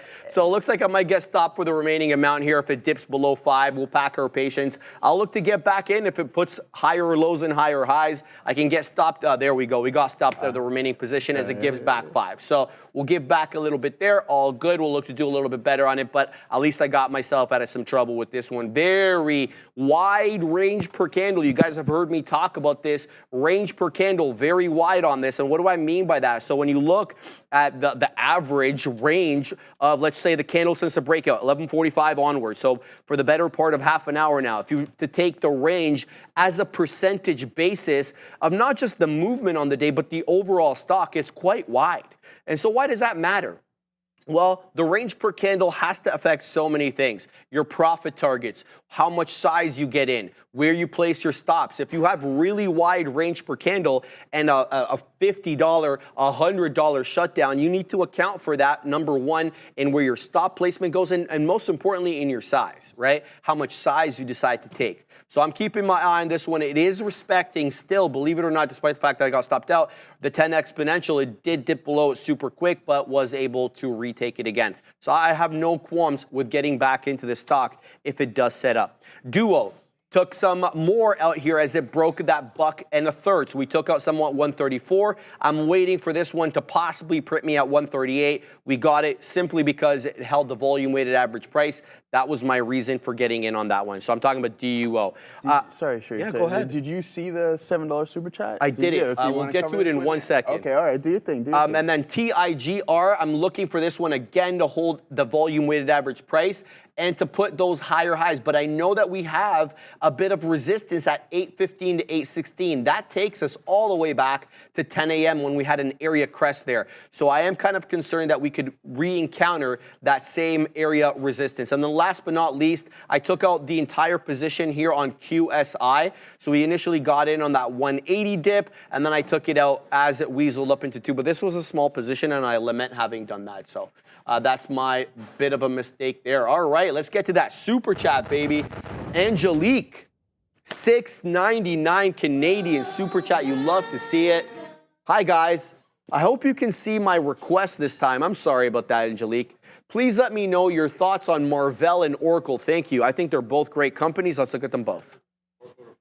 Oracle reports, says the Katina man. They report today after the bell. Shout out to, what's that guy's name again? Larry Ellison. I think, isn't he like the 3rd or 4th richest man after that latest pump or something like that? Fact check me, chat, if you can. So this is the daily here on Oracle. Beautiful move up. We still haven't broken that $200 level yet. We're still south of the 200, 198.31. It's been a dang rocket ship on the daily. I happen to like Oracle. I happen to like the space. I happen to like the company. I happen to like the well, I couldn't remember his name, but from what I understand, he's quite charismatic leader, Larry Ellison there. Since we bottomed out there in, looks like September 2022 was the lowest local print. We're up about 225%. Not a bad look for certain. Let's look at the 4-hour here, the more local trading zone. Yeah, it's very much an uptrend, going all the way back into take your pick, man, into the fall of or into the winter of last year, or this year, winter of 2024. fall. It's higher highs, higher lows. Fantastic look for Oracle. No beef with this company. I don't know too much about the news headline on it lately. I haven't heard too much coming out of their camp, but I like Oracle. Let's have a look at Marvell. Marvell was in the headlines last week, looking to poach one of Intel's director, or I don't know, who'd they poach, Neil? Didn't they take somebody from Intel? AS. Oh, okay. Intel was trying to get an. Okay, so I have my companies mixed up. Yeah, that's what I figured. It was Marvell. Okay, so it was Marvell. Look, I think they were trying to take somebody from Intel there. The daily chart on Marvell, a great looking chart too. I mean, the break and take of that 95, that local high that we put in November of 2021 when Jerome Powell said not transitory. We've taken out that level. You know, I'd like to see us come back, possibly test that 100 and hold up at that 100. We weasel on to 120. A low of the day today is 106. If you get a hold of that 100, that's a buy area, in my opinion. It's a psychological area of resistance. Possibly this time access support. I don't know how you feel about all these ones, but I happen to like both companies there, Marvell and Oracle. Yeah. I was looking at Marvell not too long ago, so it seems like it's been trading relatively nice. But what I am looking at right now, Sharif, is Reddit, because apparently saying the Josh Brown pump is going on with RDDT here. So we're going to see if we can, that volume is really stepping in here, guys, on Reddit. So we're going to look to see if we can get a pullback and then participate on this one. Because we do like this volume. It's really stepping in, this buying, the buying volume is. So again, I don't want to chase it all the way up here. So we're going to have to wait for a pullback on this one. But I do think that once we do get this pullback with that volume stepping in, I think we can continue on that front, guys. But yeah, I mean, Shri, I'm really shocked by the poll results thus far. It's still a landslide to the long side on SPY. So that's really interesting. I must confess, I did go long as well too, but 62% of you guys, even with the current market sentiment, are still long SPY. Okay, so I like that. So we're really bullish here in the community. So we'll continue to monitor that. But I mean, the bears, Kyle, I don't know if you voted or listening right now. You need your party to step it up, because it's been almost a 2-0 run, not even close, a landslide to the long side there, guys. So let's see if the overall market can continue to, recover. I did mention this. I wanted to see how close to the volume weighted average price we can get to the SPY, or before we started to curl over. And we are starting to curl over again. So I don't know if we're going to go and test these lows of days. It's still a little ways away, but let's keep in mind, come 1 o'clock, we're going to be entering this position regardless of where the SPY stands. Okay, guys, so keep that in mind. This is a little bit of a sharp curl over, as you call it, if you'd like to call it a turtle shell, whatever you would like to call it. But we are starting to break some support levels here on the SPY. I think if the weakness is sustained, then we can go and test these lows of days. So keep that in mind there on the SPY. But I mentioned RDDT. All right, so let's see, we're getting that pullback now. The volume is dwindling on that front, which I like. So this can insinuate that we are in some pullback territory. If that volume decides that it wants to step back in, then we're going to look to participate in this one. So let me see and find a point where this stock is going to turn around, because I think with that volume stepping in, it is going to, my friend. Yes, sir. Just telling Pretty Panda, I wish I had more size in that QSI trade. I had baby size, and that's why we're not involved in it, despite the fact, Ram, that it's continuing to move up, put higher highs and higher lows, defending to still off that 213, though HOD on that, so pack our patience. I got back into GXAI with like half the size, okay? So it's gonna have to hold the 10 exponential, or I want nothing to do with it. So the only reason I'm back in on GXAI for that 10 exponential dip, looking to scalp this, putting up my orders there through the break of 5, and I put my stop through the break of this area trough. So if it puts in a lower low, I want nothing to do with it, and we'll give back what we made on it. So that's kind of the look there with GXAI, but we're involved in multiple others. TIGR, this one I might have to get out of. because even though we're in the money on this one, it's coming into that predictable area of resistance, that area that we topped out at, like I was telling you guys, at 10 o'clock. This is looking like it could be a head and shoulders pattern. And if it is, I don't want to trade it. This is looking awfully head and shoulders. And in addition to that, it was preceded by an uptrend. So you've got all the right characteristics and the formulas to make the check there for the head and shoulders. The neckline break, take your pick, VWAP, whatever. This area trough over here, this 2-candle hold up at 10.15 and 10.20, hold up 7.80 or so, where you could gauge that neckline.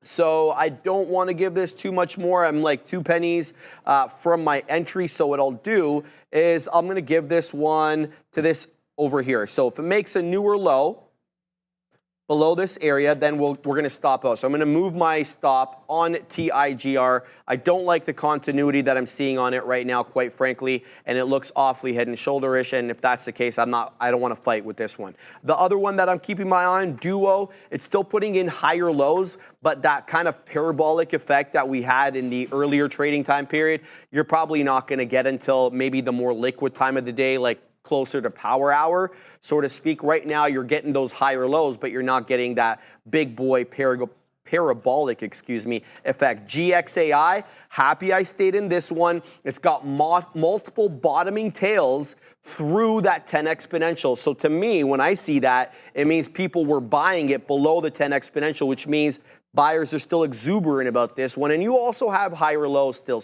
the situation. But you're not out of the woods yet. You're at a very critical level. That $5 level has been a tough area to break on the day at least. So we'll see if this one wants to continue moving up. Obviously, we have a 555 high of the day, but look how quickly we retraced off that level. So I'm a little concerned about these small cap gappers maybe not having that continuity that they've had in the recent times over here, the recent past, or whatever the hell I'm trying to say. So those are the ones I'm in right now.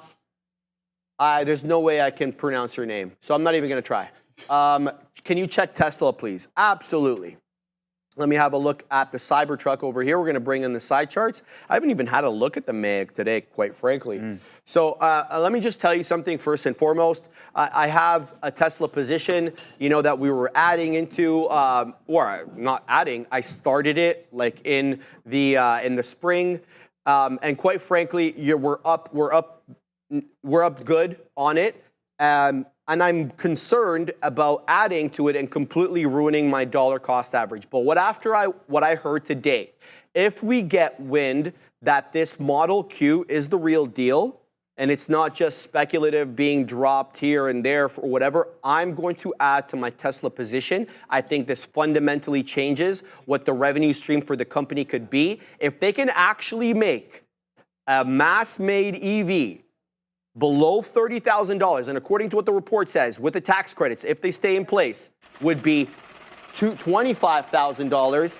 This could be absolutely huge. There would be, number one, less of a barrier to entry into the EV market because of price. $30,000 is down a lot of people's avenue. Number two, it's slated to come in 2 variants.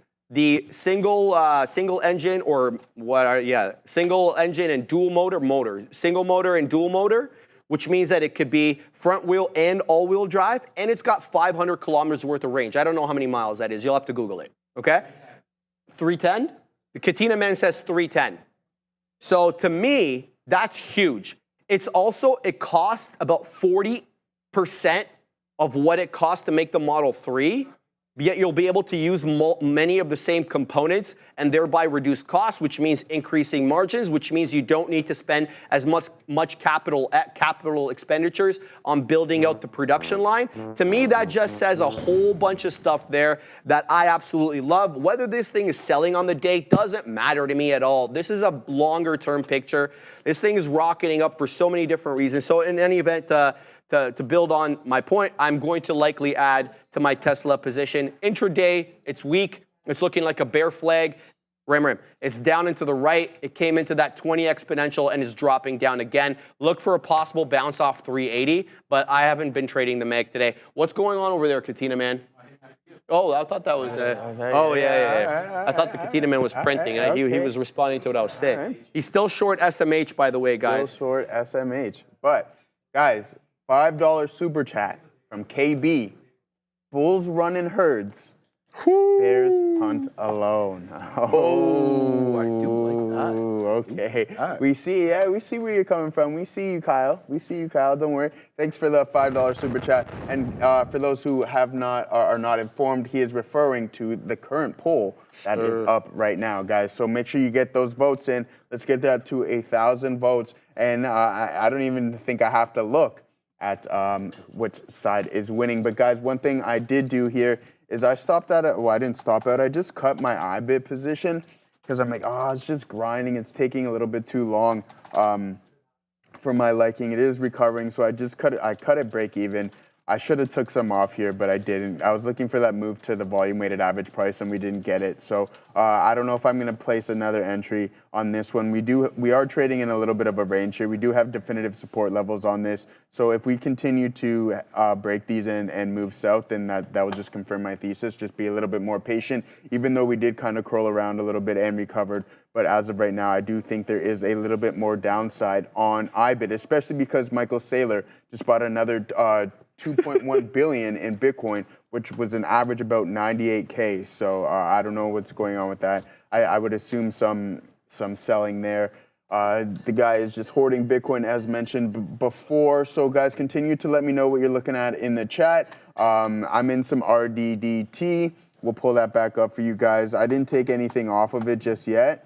So we need a little bit more of a move here. I think that this is just a little bit of a pullback here. The volume is starting to step down. So let's see if we can continue this momentum through VWAP. We do have the SPY. It is recovering with definitive support levels here. So let's see if we get a 5 minute to open up below that, then I think that we can possibly see some more downside, and then we can continue to the low of day. But as of right now, we're holding these levels pretty firm.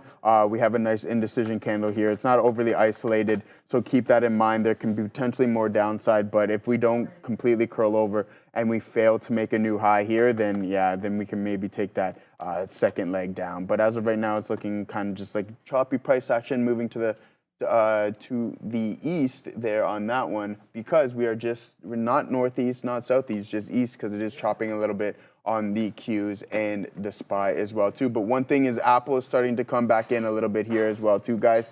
So keep that in mind. Went on this absolute monstrous run throughout the early hours of the session. Really strong opening drive here, really strong 5 minute orb on this front. And then you have that ABCD pattern with that second leg higher, and then it just didn't look back. So you got the third leg there on that continuation. And now a little bit choppy up here, just chopping around a little bit, seeing if we can hold these levels. And if it does, then maybe it just decides that it wants to take another leg higher. But I do think that with the overall market being weak, we do pull back a little bit now as it is, but we are off to a Dara. Time for a more relaxed, low-key, if you will, small cap recap, where we're going to take a look at some of the background here in some of these tickers in the small cap world in terms of what their float is, what their short float is, what their market cap is, so you guys can get a little bit more insight into some of these runners. I'm going to start with DUO, which Sharif is involved in right now here. That's Fang DD. It is worth noting they just announced here at 12:30 p.m. the pricing of a $7 million registered direct offering. They're currently halted here. So DUO on watch here with that hold after announcing its $7 million registered direct offering. They have a short float here of 17.9% and a market cap of around $26 million. The other runner here in the Chinese ADR space that I know Sharif is actually still involved in here, it's TIGR. This is Up FinTech Holdings. Right now we're up about 30% here with a float of 1.34 billion shares and a market cap of 1.45 billion shares, so slightly larger market cap here in that small cap space. A couple others still just running right now. Rich Tree Robotics, this is an AI and robotics related play here, 5.87% short float with a market cap here of $55 million. There's also RERE, AT Renew. I could not find a catalyst for this one here, but we do have a market cap here of $480 million for ATR Renew, which is also this one's going to be an ADR as well. So keep an eye on a lot of these ADR related plays in the small cap world. And we are brought to you by Worksport, introducing a new discovery on the NASDAQ.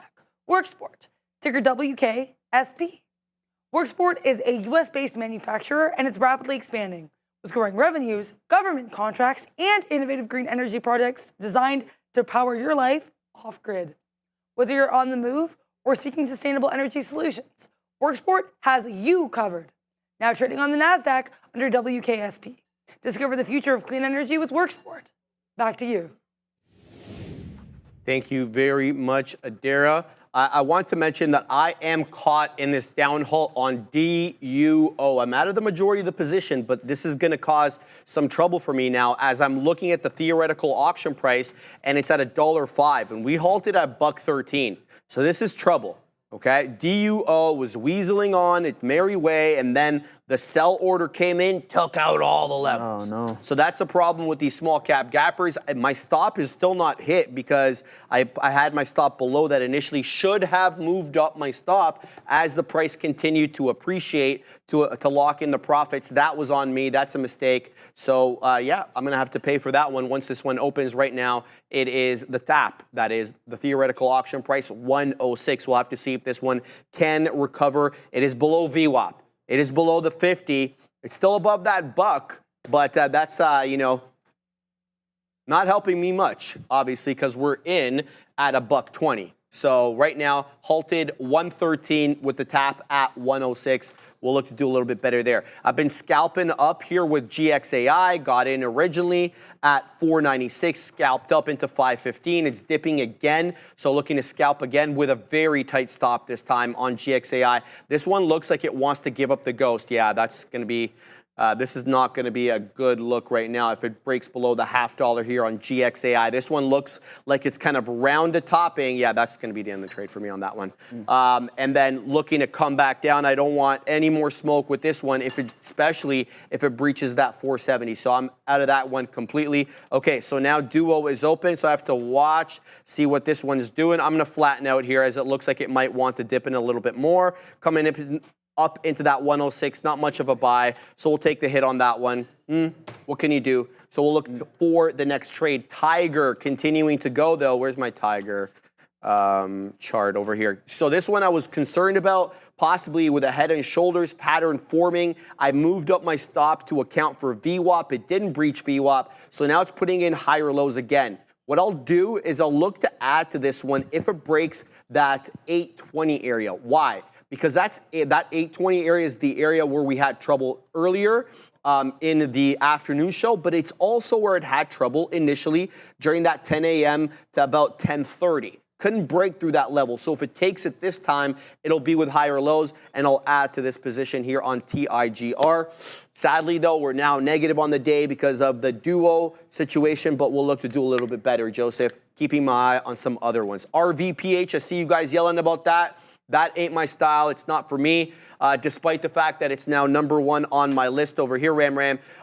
It broke into 428 super early at around 10:35, and it's been putting in higher lows. Don't get me wrong, but yeah, I'm not gonna fight with this one. It's got to set up a bit better than this, and right now it's got a bit of a top here at around, I would say, $2.70, $3. It works its way above there. We'll get back into this one, Joseph, or get into it. I wasn't into it in the first place. What are you looking at? Yeah, I'm just holding on to this position in RDDT.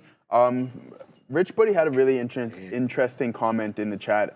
Michael Saylor is making mistake buying that much. He needs to let the market buy. Who is he going to sell it to later? Himself? Just like Warren Buffett said. Ouch. Yeah, I mean, I like that point. But again, I think if it has to be dispersed and he has so much of it, then I think he's sitting in a good position. But that is a valid point, and definitely we'll take that into consideration, no doubt, on that one. But again, we were talking about Tesla not too long ago, and I mean, we're just under 10% off the all-time highs on Tesla. So I think the all-time highs is around 415-ish.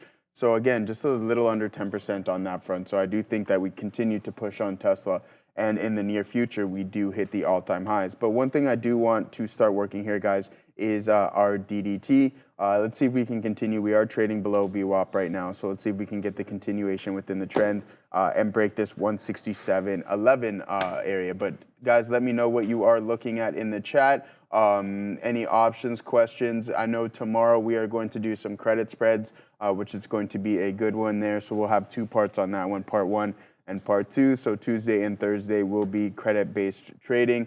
Hopefully you guys enjoy that and enjoyed the lessons today and last week as well too. So AMD, yeah, for sure. So I remember some people in the chat were saying AMD was ripping, and I was like, okay, it's not. But yeah, it's starting to pull in again, moving with the overall market.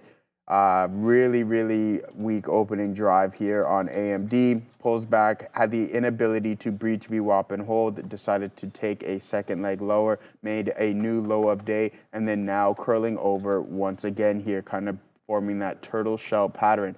So let's see if AMD can continue and test the low of day on this one, guys. So let's see what happens with the semiconductors, because we do know that NVDA has that recent probe into from China into them from China. So we'll keep an eye out on that, because that is kind of making the semis weak. Imagine Michael Saylor set a limit order for the full lot. BTC would drop. Yeah, exactly. So I mean, what's going on with Duo? Sharif was trading that, and I think he's out of that one now. It did halt. Was that the one that halted to the downside? That's the one that got caught in the halt. Yeah, it got halted to the downside. So he's out of that one there now, guys. And yeah, MSTR is just hovering around the 378 level, so keep that in mind. But the RDDT trade is working out. I'm not going to take any off just yet, guys. We're going to see if we can get the 168 and break VWAP and hold. Maybe we add a little bit on this position, my friend. Yeah. Let's have a look over here at. Oh yeah. Okay. Well, we're going to Adair. I just want to give a reminder on that catalyst for FANG DD or Duo DUO. I mentioned this right at the top of the small cap recap, which was exactly when this story came out. But in case you missed it, we did have that downside halt and push lower for FANG DD, which announced right at 12:30 p.m. It's got this $7 million direct offering. They're pricing it here at 70 cents per share. It is expected to close tomorrow, December 10th. The goal of this apparently is to support its strategic initiatives. And a reminder here, this one does have a sizable short float of 17.9%. Back to the Bash. Yeah, UCSFCU. I'm a little in Duo right at the moment. LOL. Well, hopefully it recovers for you, brother. But to me, you know, there's no point in dollar cost averaging into a name, you know, that might not be around for a while. It's not like DCing into a large cap where, you know, if there's really no news catalyst on the day, usually sometimes it recovers. I don't want to say it always recovers, but these ones, they may never recover from that price for months or years at a time. So I try not to fall in love with it and try to just stick with the trading plan. If the stop gets triggered on these small cap gappers, the stop gets triggered and let it go. Guys, there is another one that's squeezing right now, and it's worth talking about. GELS. This thing is flying up, guys. Okay, here we go. So this one got its footing under it here at 220. I have no idea why this is moving up. Oh, I do have an idea. Here it is. Gel Tech to participate in the benchmark company's 13th annual Discovery Conference. All right, whatever. Sounds like a real headline there. In any event, 220 kind of had a bit of a base. The volume just started coming in at 12:30, despite the fact that that news item I just read to you guys came in at 8:30. So I'm kind of hesitant to think that this is why it's shooting up. I'm talking about GELS. It's got a market cap of around 30 million with about 1 million shares traded so far. I'm seeing a 6 to 7 penny spread on a $3 name, which doesn't please me. A float here, I'm seeing 9.5 million shares. Let me Google over here to see what the short float is on it. Shout out to Trade Ideas. Yeah, I've got 1.3 million shares. What's it called? Trade Ideas is saying, sadly, though, no short float to speak of, so we'll have to fly blind in that regard. Anyway, zigging and zagging right now between $3 and $2.85 at the lower end of that range. I'm not going to punch in until this stock calms down, or I can gauge what the setup is. But for now, I'm going to stay clear. Adair, though, has something for us at the big desk.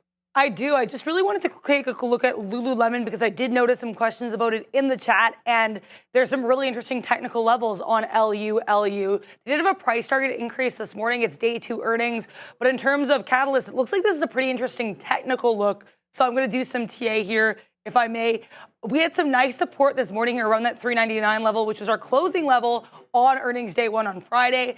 Then, if you notice here, we have this area where we kind of find a little bit of a bounce as of right now at that 405, which was definitely resistance and then support both on the book and on the chart here on this 15-minute chart. I also want to talk about this one just because of how it's interacting with these $10 levels. So 420 here, we had these rejections of 420 before pushing to the downside. Then we had a flat bottom break here at 410. 410 was a level we were not able to eclipse. going back to earnings day one on Monday. So be aware of that 410 level and of these $10 levels on LU. Just a quick look at TA to answer any questions about what this stock is doing. Again, no catalyst in terms of a fundamental standpoint, but lots of interesting technical areas today for that Lululemon.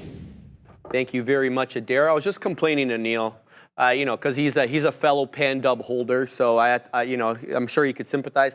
PanW is down like almost $20 with no news. So I was just complaining to him, like, these cybersecurity names, if you're not ready for the beta on these cybersecurity names and with no news, you might wake up, Joseph, everything is fine, and then somebody doesn't like it that day. Let's see they want to take out some profits on PanDub. Boom, you're down $20 a share. Quick as you like. Let's see what its peer CrowdStrike is doing today. What is CrowdStrike doing today? Is that the daily?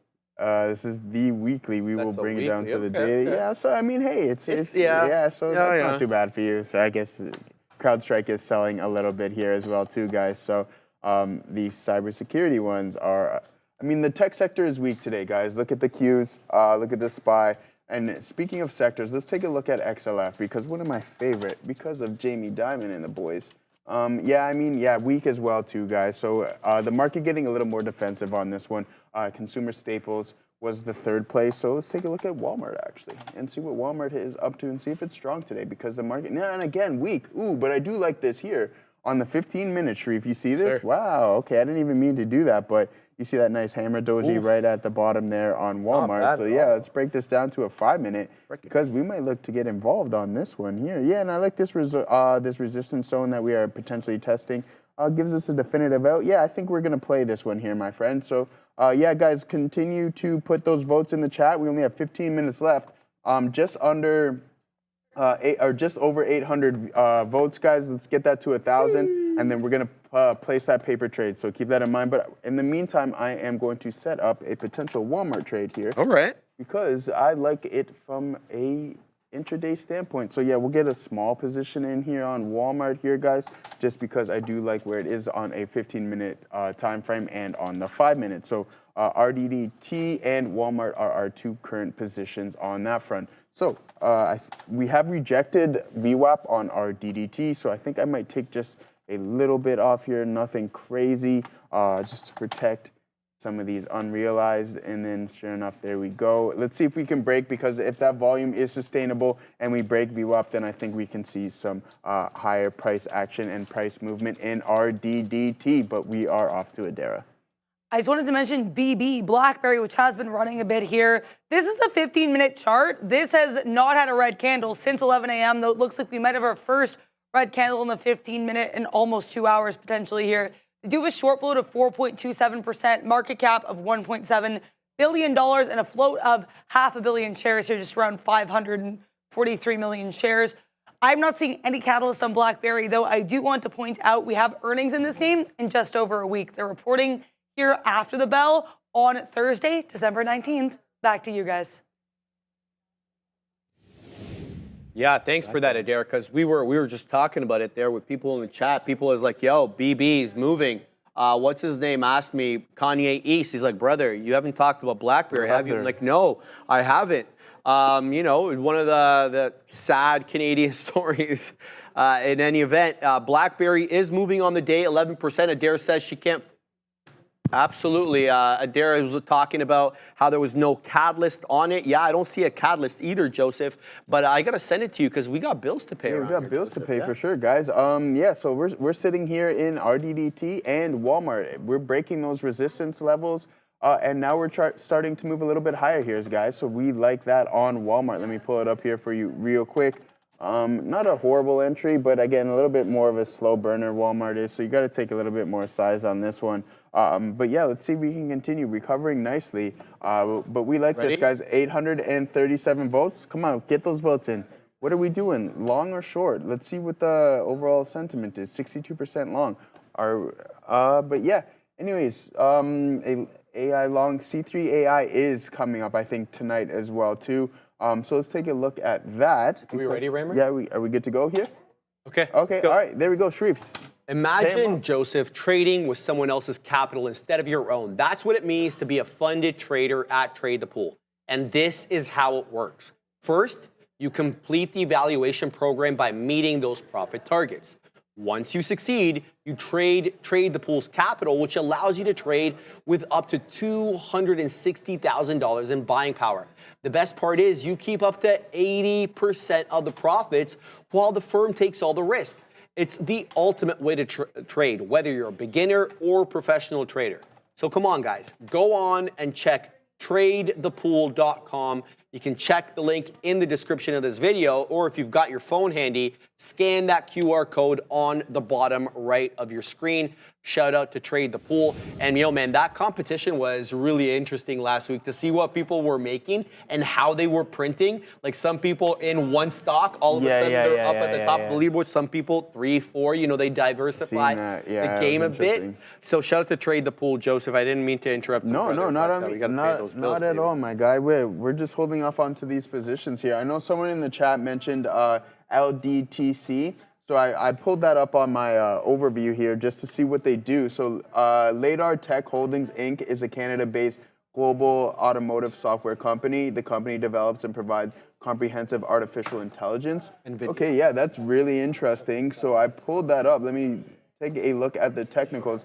It's sitting around a $40 million market cap, so super small cap, micro cap even. But let's pull up some technicals here on this one. Sorry guys about that. Wow, yeah, what a massive gap up on this one here, but again, just decimated from the all-time highs. Not something I would be looking to get involved with on that one. Ladar Tech Holdings, I'm gonna leave it at that because I don't like the technicals on it, and it's just a micro cap, only $40 million market cap on that one, guys. Walmart is starting to pull back a little bit. If we break this level around 94, then I'm gonna get out of the position, and I think we can continue to the downside. So let's take a look at the top performing sectors as of right now, and see what's going on, and see if the staples are still in third place there. Yeah, still in third place. Energy still in first, up about 0.75% there. Materials about 0.6, and then consumers staples up about 0.3 on that one, guys. But I took a little bit more out of my RDDT position just because we are hovering below VWAP on this one. So if we decide that we're going to break, I am going to add on this position as well. So just because I took some off, now I want to add back in, which I think I'm going to do right now because it is breaking VWAP with some momentum here, Sharif. Yes, so let's take a little bit of an add there. It's going to move our average up significantly, but hey, we're going to hold on to this one. I like it, man. I like the aggression too, the adding at the highs there, Joseph. Shout out to you, man. Guys, I want to talk about GXAI and how I'm not going to trade this until it sets up different. So what I'm seeing now is lower highs with a flat bottom. Let me show you the actual trading screen rather than the setup over here. There it goes. All right. Okay. Well, here we go. GXAI. So area crest over here at 550. I know we weaseled on to 555, but if you take that 550 as the highest crest of them all, so crest number 1, and then you have crest number 2 here at 510, lower high. Then you have over here at 5, lower high. So we're getting incrementally lower highs, all the while that bottom at 470 not changing. What does that mean? Dang. Bro, you get back, you always make me crack up. All right, Dara's got breaking news at the desk. I do. We have T-Mobile here breaking down. We are down about 5%, as you can see here, quite the increase in volume. At a UBS conference, the CEO of T-Mobile reportedly said that their Q4 is going to be, quote, back-end loaded, and actually cautioned investors, saying that, quote, there is a lot of risk in the back half. So basically saying that near the end of Q4, I guess that we're currently in the back half of Q4, there should be some concerns for investors due to the amount of risk. So TMUS here, the CEO cautioning investors responding here by selling the stock. We are down about $5 here, $4 from where the sell-off began here for TMUS. Back to the Bash Brothers. I appreciate that, Dara. We were talking to the Katina man here trying to make sense of what's being said. I'm not sure what he means by that. Back-end loaded, and investors should be cautious as there is a lot of risk in the back half. All I care about with this headline is how this affects Apple. Are they saying iPhone 16 sales are weak? The Katina man just took Apple short right now. So, yeah, there you have that. So I'm concerned about that, quite frankly. What's it doing? Is it tanking? Let me have a look at what Apple's doing right now. Apple just dipped aggressively, Katina, man. He's short right now, 246. It's breaching 246. It's coming back down. This is Apple affecting news right now. And now, whether it continues down or not, a different story. We were printing 246.89. We dipped into 245.71s. We'll have to see if it gets bought up. Volume weighted average price, Joseph, 245 and a third. So the bleeding is coming in here as one of the telecom companies, one of the instruments we use to gauge demand for Apple's products, saying there's going to be weakness on the back end. I don't want to hear any puns from you, Big Spile, about back ends or otherwise. So shout out to you. I guess I'm setting him up for that, eh? By telling him not to do it. Yeah, you know he's going to do it now, He's Joseph. doing it for sure. It's only a matter of time until the super chat comes in. I hope he does the super chat. Just throw it in there, Big Spile. Shout out to you, brother. Yeah, that's not good news. We've heard varying reports from different telecom companies. AT&T, when they reported about a month and a half ago, said weakness or demand was decent. T-Mobile said demand was good when they reported. That was like 2 months ago, though. Well, obviously, things can change. A lot is riding, in my humble opinion, with Apple's stock price, at least in the short to intermediate term, with how well the 16 does. The iPhone 16, obviously, with many analysts talking about a super cycle. You got to assume that some of the ascension in the price has got to be based on that outcome. And if it doesn't manifest, well, then what happens to the stock price? So you gotta, those are questions you gotta ask. If we get when we get that full Apple intelligence, I'm upgrading. It's that simple. Same. And I want to see how it is and we know how this is, Joseph. I mean, like, they can wax poetic all day about what it can do. People are not going to want to adopt it en masse until I see you sending me stuff that I can't see. And then my friends are engaging with all these AI features that I can't use. All of a sudden, I've got FOMO and I want to do it. We got to go back to Adara at the Big Desk. She's got something for us. Actually, an update on this T-Mobile story, which might not be a great look for Apple, as Sharif mentioned here. Basically, we now have the T-Mobile CEO saying that their device upgrade rate is, quote, pretty low. So that could be concerning for people who are banking on an Apple supercycle. So be wary of TMUS, down now about 5.5%, almost 6%. Firstly, we had the CEO saying that Q4 is going to have some risks in the back half and that investors should be cautious. Now we have the CEO even clarifying further that their device upgrade rate is, quote, pretty low, which could be a bit bearish for Apple. We're going to take a look at this chart here and see how AAPL is reacting to this news. Still up 1.5%. But again, anything that has to do with upgrade rates could be a bad look for AAPL with that super cycle and watch. Back to you guys. Yes, thank you very much, Dara. Dara, I want to caveat that when he says the upgrade rate is pretty low, he's not just identifying the iPhone 16. He's identifying all different phones that they offer, Android, Apple, and whatever else they're selling. So we should definitely keep that in mind. Anything you got there, Joseph? No, yeah, just holding on to this RDDT, guys. But hey, 70 votes away from 1,000 there, guys. Let's get it to 1,000, and then we can close this up. We only got 3 minutes left, so I'm sure you guys can hit that button for us and get it to 1,000 votes. What are we doing? Are we going long or short SPY? As of right now, the majority holds the long side, and the SPY and Qs are starting to make some new lows. It will not look new 5-minute lows on that front there, guys. Because Apple, as I pointed out not too long ago, if we break this support level, we can see some more potential downside, and that seems to be the case on this front. Let's see if we can go and test VWAP around 245.36. But it looks like we are headed down that way. Really, really strong bullish run for Apple, especially the past couple of days. Like, this is an absolute monstrous run. Sharif pointed out this signal not too long ago, and we did get that little bit of a breath, but then we just made new all-time highs on Apple. So just trading a little bit below $250 there. So keep that in mind. And need I not to remind you, Sharif, I bet 20% selling that you did. No, it's a great call, man. You had to lock in the gains. You're holding out. I'm only poking the bear there. Because I do know you still have the majority of that brother, position. And that's what matters. Bother me, like the fact of the matter is, you gotta wet your beak a little. You gotta get some profits. You know what I mean? I know you're buying a new iPad, so there you go. I got it already. You got the iPad, so there you go. So Apple paying for your iPad there, essentially. Right? What's going on over there, Katina, man? So what you buying iPad? Yeah, What is this guy he's talking getting about, bro? He's printing up over there, man. He's printing. All right, guys. He's printing. What are you saying?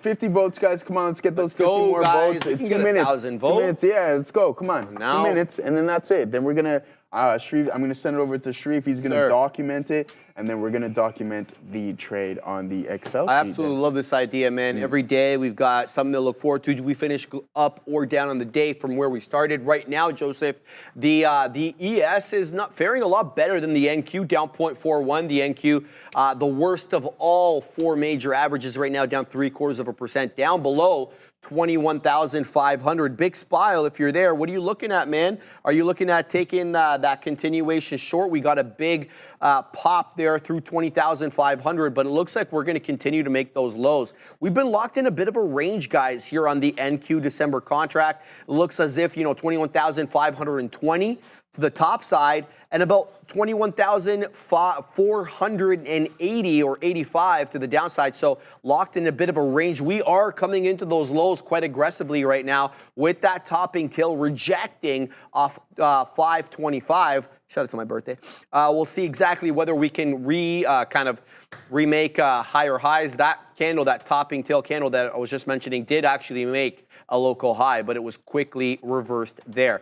Continuing to watch Apple bleed. I think I'm going to jump into the short. I think that this is the right thing to do over here on AAPL. We're going to weasel into an Apple short over here, and come what may, we'll look to add possibly if it pops back in. From what I'm seeing, the previous candle high, 246.50. All right, where did we get short? We got short 22s, and we're already 10 pennies in the money, so we're going to look to wet our beak on some profits over here. I'm going to set some more dip trades or beak wetters in the lows. I'll look to add as well if this one does pop up into the 50s, 246.50s. The reason being there, that is the high of the previous candle. So it'll be looking, my bias is here, we don't make a new candle to make a 5-minute high. So if that's my case, if that's my bias, I'll be looking to add short in and around there if it does give me that opportunity. But right now, it looks like it may continue to bleed to the downside, hence why we threw up some profit takers in the low teens there. Jameson says, short Lulu. Well, I don't trade Lulu, but I know somebody else who does, and she's at the big desk, but we'll have her look at that once we send it back to her on a different segment. Let's have a look at Lulu right now. Lulu's been a dang rocket ship since it reported earnings. You need only look at the volume bars over here, coming back into that 420, and then rejected on the day. Is that the high of the day? No, don't. It's 420.21. Come on. Hey. Why was it at 420.20? Come on. In any event, it's a bit of a topping tail candle right now, Joseph. We're definitely a lot closer to the lows than we are the highs. Let's look at it intraday. Yeah, definitely had a lot of trouble with 420 over here. I think Adara was actually telling me that 420 level, and she just confirmed that it was. So shout out to her. She read it like a dang book, and now it's dropping into that 404. Is it holding previous days high? No, the answer to that is not. So that level was 410. That got breached already. So we're already below that. So now what we're looking at here, possibly the bottom end of the range takes us to about 396. And that's also where the implied balance low is at the 9:30 a.m. print today. Look where that print takes us. It takes us into 396, but that's not the only candle in isolation. Have a look at that candle over here from 10:15 on Friday. It also goes into 496. So an interesting area there of support. I wonder if we get down there. Let's talk more about that, though, once we get back from Adara at the big desk with a crypto segment. We do have this crypto segment. Really quickly first, though, I actually wanted to mention a potential catalyst here for solar due to a conversation on Twitter between, believe it or not, Elon Musk here, CEO of Tesla, and Sundar Pichai, CEO of Alphabet. Basically what happened here is we had Sundar Pichai announcing a quantum move here for Google, Elon Musk replying, and then Sundar Pichai saying that the company should scale solar much more, saying, quote, "It's amazing that we keep looking at alternatives when the most obvious path is staring at our eyes," literally. I didn't see much movement in solar on this, but I'm seeing some accounts circulate this Twitter thread and tagging solar, so just be aware we have some potential solar looks here from Google CEO Sundar Pichai. Now, in terms of crypto, I always like to start here in this afternoon segment by looking at some stuff we don't always look at in the crypto space. So I decided to start here with Pepe Coin, PEPE. I was seeing this article here from Bitcoin.com News that a lot of these altcoins are doing really well here. So this is Pepe Coin to the US dollar, making that nice push to the upside and a bit of a rounded bottom and a bull flag look for this ticker. Then I wanted to look here at Solana USD because this one's actually coming into a fascinating level. We usually look at Bitcoin in the morning, but so I like to take a look at some of these other major crypto related plays. We have this massive resistance here, Monday, November 11th here for Solana. Then we have the support coming back here around 226, same level. Now we're trying to break below that previous support resistance for SOL. It's also worth noting we've had lower highs as well for Solana. So we'll have to see if we hold up at this level, but that's quite the push to the downside for SOL to the US dollar. I also wanted to make you guys aware of something that's happening in Abu Dhabi right now, and it is the Bitcoin MENA, so the Middle Eastern version of this Bitcoin conference that we had Donald Trump, Michael Saylor, and others attending back in July. Apparently, some figures are going to involve Donald Trump's son, Eric, who's been at this event here. We also have the new White House envoy for the Middle East, Steve Witkoff, and he's also the co-founder of World Liberty Financial. So a lot of DJT-related connections here. Keep an eye on that stock and keep an eye on the crypto space here because this could be a pretty interesting look coming out of this conference. Also, I can do a quick look here. I know people mentioned Lululemon.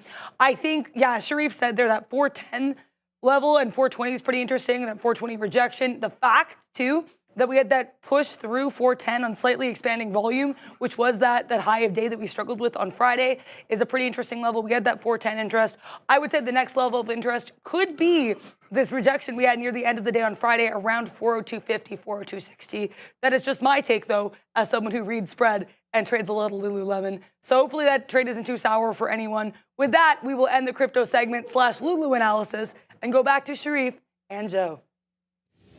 Appreciate you, Adara. Yeah, man. Adara was literally telling me those levels today, so shout out to her. Yeah. Great call out. Joseph, what are you looking at? All right, Sharif, it's time that we place our paper trade. So you know how we're going to do this, brother. I'm going to get you to read me out the metrics on SPY because the poll is came be long SPY for our second trade here, guys. So if we can pull up my spreadsheet here, we're going to fill this out right now. So Sharif, what is the entry price on that, Sharif?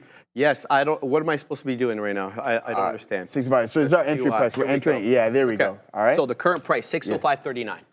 605.39. Perfect. Our target price being a 2-to-1 would put us at 607.39. Yes, sir. All right. Our stop loss is going to put us at 604.39. I think that should be good because I don't think that's the low of the day, right? That's the low. Is that the low of the day there? It's below the low. It's below the low of the day, guys. So let's see how this one works out because at 155 we are going to be out. So this is trade number 2, guys. You see the results of the first one up here. So let's see what we got going on with this one, guys. We're going to keep these metrics the exact same. Shares the exact same, just the date is different. Time in, we're going to try to keep relatively the same, and the time out as well, too, guys. So back-to-back long days. Let's see how we do as a collective unit. And what we're going to do here as well, so we have them up on actually, let's do it here. So we have it up on a display somewhere, 604.39. Bang, we'll put that right there. We'll just adjust this a little bit more to the 30s. That's our stop there, guys. And then we are going to look for 607.39, which is going to be a little bit of a hefty recovery on this front. So let's see which one we get to first, or we just decide to trade within this range. It's a good setup for an iron condor, that looks like, doesn't it, folks? But hey, that is what it is. We got our second one of the session going, and our DDT is moving. Let's make sure I have my position in this one. I still do. I should have added a little bit more here, guys, I think, on this one, because we did have the TSLA loss and the break even on IBIT, all right? So keep that in mind. And then we have a new pull up as well, too, folks. So we have Oracle after the bell, our DDT, which is ripping currently, coin just due to Bitcoin, the Bitcoin movement, and then Apple at all-time highs and still holding these levels relatively strongly, okay? So keep that in mind. I think Apple has been trading fantastic. That volume did step in on that T-Mobile news. So keep that in mind. And the volume was there as well too. So we have this doji. Let's see how the price action reacts around these levels. Okay, guys. So make sure you have those stops in place and just follow the price action. It is a little bit tougher of a day, especially with the SPY selling and looking like it wants to make a new leg lower. So these support levels, if they are breached, I do suspect some more downside on the Qs and the SPY. So if that breaks and holds, which it currently has, I do think that there is going to be more downside, okay? So we have that there, folks, and RDDT is moving higher. I don't think it's time to take just too much off just yet, but we might take a little bit off just to save some of these unrealized. No, you know what? It's moving. So there's no need for me to take any off right now, especially if it's trending higher and continuing to move. We'll put a little order out at 170 actually. We'll just do a little 10% at 170 because that is the whole dollar mark there, guys. All right. So what do you got going on there, Sharif? We're still short Apple. Well, hopefully this kind of curls back down. I've been keeping. No worries. I'm still short Apple, Joseph. Okay. Still waiting for this possibly to curl back down. I'd like to see what it does with the volume weighted average price, which is still about like $1 south of here. So I've got a lot of patience to pack. I mean, I don't know if we continue to move up because it's a 3-candle green recovery here, but topping tail candles is what's characterizing these green candles right now. So that's the situation. Yeah, let's this whole situation unfold over here. I thought Neil was getting a new chair. Yeah, I don't know. It'd be interesting to see what they got in their hand because this package came in on Friday and neither one wanted to open it. Ah, that's right. It is the Yeti thing there. I just love how they interact. They have no idea we're looking at them, right? So we're just gonna let this whole thing unfold over here. Yeah, you guys can see how they deal with each other. Yeah. You know? What's Sean doing with it, putting it up on the wall? That's crazy. What is that? Is that a Yeti? I have Why does no Neil idea. have his phone out? What's he doing? They're comparing it to something, so I don't know. Interesting stuff. Yeah. What is this? I think it is a Yeti. Yeah. But what are we doing with the Yeti though? What is the? You guys have been on. Hey man, I didn't do nothing, bro. I didn't do nothing. Oh no. Hey man, Ram just got in trouble. So yeah, that's her. Shout out to Ram. Yeah. Microsoft is curling back down too, Joseph. I might have the wrong short on here right now. I'm short Apple on that whole news, but Softy is really putting in aggressively lower lows and lower highs. It really looks destined for that 455 Ram, where the volume weighted average price is hanging out. We've been putting consecutively lower highs. So, you know, Softy at an interesting level right here because it did have support at this 455 to 455.50 to about, 455.75. There was that 2-candle holdup off that high day touch that we had earlier at around at 11:30, but we've been putting in lower highs since then. So I'm trying to pack my patience over here on this Apple trade. We're about 20 pennies in the money, but that's not where I want to take it off. I'm looking for a bigger move down on Apple on the back of weakness or apparent weakness coming vis-a-vis T-Mobile, saying the upgrade cycle is quite lackluster. Whether or not that directly affects Apple, we'll have to wait and see because, the upgrade cycle includes all phones, not just the iPhone 16. So, Sad Mahmood says, that's your lunchbox, beast. No, man, I can show you my the Tupperware that I bring my lunch in every day. It's quite sizable as well. It's got to fit 12 eggs, Joseph. Come on. I didn't mix That's veggies, crazy. dude. Is that what that consists Yeah, but of? only like 3 or 4 yolks. Dude, there was this guy on TikTok. He smashed 12 eggs whole, Joseph, with the yolk and with the white. Yeah. I think he did it for 90 days. He had high cholesterol going into the whole situation. His cholesterol dropped. Oh, I don't really? understand how. When you have like 12 yolks a day, That's he was crazy. smashing eggs over and over and over, and it ended up Vixen is. Cholesterol is like more hereditary too, isn't it? It is. Along My those old lines, man so, so jokes, bro. Yeah. He went to see the cardiologist, and then she sent him to a dietitian so that he could have like a proper diet, so he wouldn't have high cholesterol. And she's like, "Look, man, you know your baselines are all high, this, that, and the other. It's genetic." He's like, "What should I go back in my mother's womb? Why am I here? Yeah, you know what am I here? You're What do telling you want me to do about what it? I need to do." Yeah, right? yeah, He was, exactly. He was angry that day, Joseph. He's angry. That's all right. That's all right, man. Guys, Everything's good though. So yeah, let's see, guys. Let us know what you're looking at. AMD. I mean, someone mentioned Workday as well too. It's a red day in the market, guys. It needs to breathe. So expect the majority of stocks to kind of follow.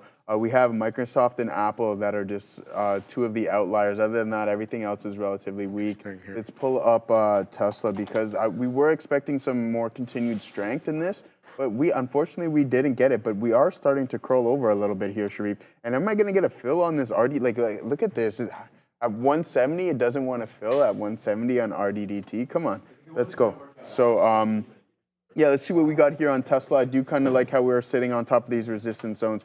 Potential turnaround pattern here, a double bottom on this front. So you know what I'm going to do? I'm actually going to look to participate in this one as well too on TSLL. I'm going to use TSLL as my vehicle, guys. TSLL. Oh, there we go. Finally got the fill on RDDT and then pulls back after that. So fantastic.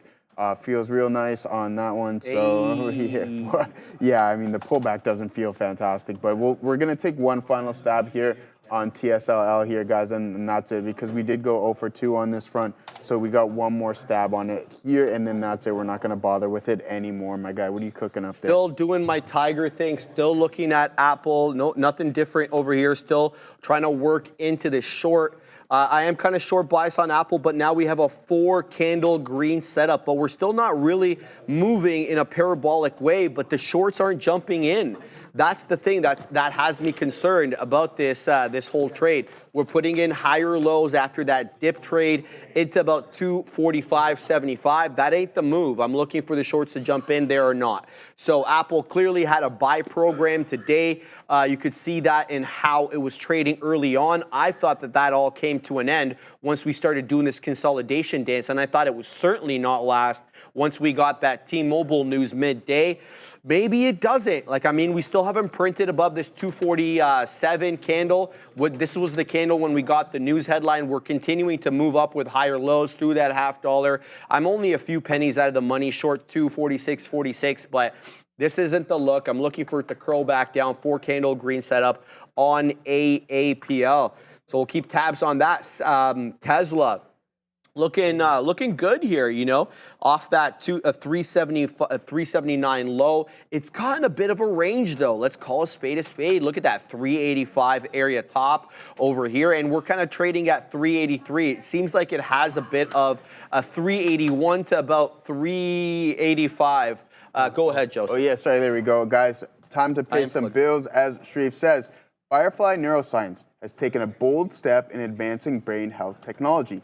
In collaboration with Bright Minds Biosciences, Firefly's innovative AI-powered platform has successfully analyzed data from a groundbreaking phase 1 clinical trial. Using advanced EEG technology to track brain activity, this data unlocks new potential in treating neurological and mental disorders, reinforcing Firefly's position at the forefront of the brain health innovation. As they prepare for phase 2, this partnership signals exciting developments for the future of neuroplasticity, or I can't even say it, plastic treatment, Firefly Neuroscience, shaping the future of brain health. Yeah. What is, how do you, I'm not even familiar with this term here. What is that word? Let me see. What's that? Neuropsychiatric? Neuropsychiatric. That's a new one there for me, guys. So, hey. Yeah, I think Firefly Neuroscience. I just hope that they do well in their endeavors because they look like they've got some good objectives there, Joseph. So there you go. So that's the situation. I was talking to Tony there in the chat, and he's like, Tesla's very choppy. Tony, I could not agree with you more on this one. That's why we were talking about that range, Tony. That's how I'd look at Tesla right now until it breaks and takes decisively that 385 level. Let's show them, Ram, because this is what I'm talking about over here on TSLA. So this is the area crest that we got into when we breached the 20. It's essentially a 385 top, Tony, but look at all the bottoming tail candles around here. Where are they all bottom out? 381. So we've got a decent $4 range with this area being an outlier. No question about it. But look how quickly we retraced. Even when you look at the candle before that outlying area at 1055, it's also holding up at 381. So my humble submission, we've got a bit of a $4 range until otherwise proved here on Tesla, with 385 acting as that level of resistance and 381 as support. I wouldn't trade it as a breakout or breakdown trade until one of those levels gives way on a closing basis. That would be how I would approach that particular trade. I'm still continuing to watch Apple here as it continues to put now a 4-candle green setup. We have 2 more minutes left on this candle over here before it closes, and each one has a higher low.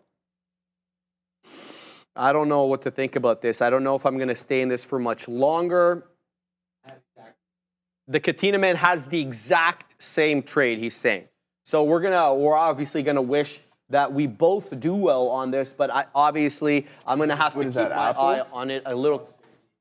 The Katina man is cutting it above 60. So if this weasel's above 60, he's gone Zeno on this trade. I'm talking about the short on AAPL. Yeah, it was obviously one of the stronger ones today. Maybe not a good idea to try to take the short. GXAI at VWAP says, Butta Biscuit Head. I like that name. Butta Biscuit Head. Let's have a look at our friend GXAI. Yes, sir. Good call out there. Interesting area at 4.5. So you've got kind of a double whammy there. You got the volume weighted average price as possible support, but you also have the $0.50, right? So sometimes it's a psychological area of support and resistance. This could be a very good entry. Really depends over here. And there is price action support as well with this candle here at 1140. Thanks for calling that out because I didn't have eyes on that. I was really focused on Apple. I think I'm going to weasel on over to my GXAI trade, have a look at, see if this is the right trade for me at the moment. Still keeping my eye on Tiger. It didn't stop me out. I did get my planned DCA at 88s. It didn't stop me out though through the break there. So we'll pack our patience, see if this one can weasel on up. All right, GXAI getting a bit of a bid. Not much. It did dip into 51s. Now it's at 65s. There is, though, I would submit to you, resistance at 70. There was a whole lot of support at 70. So if there was support there initially at around 12 o'clock, and then again at 12:45, and then finally we gave way at that level at 15 after 1. So if 70 breaks here to the top side, then I don't know, then I won't have any, then my analysis will be skewed on this one because I'm looking for 70 to reject here because it was just it was a really long area of support. So that's what I'm looking at right now. GXAI, keeping my eye on Tiger, obviously, and Apple, Joseph. Yeah, good stuff there, guys. We are all out of this RDDT trade. Still sitting in some TSLL. I did like the pattern on that, so I'll pull that up for you guys real quick.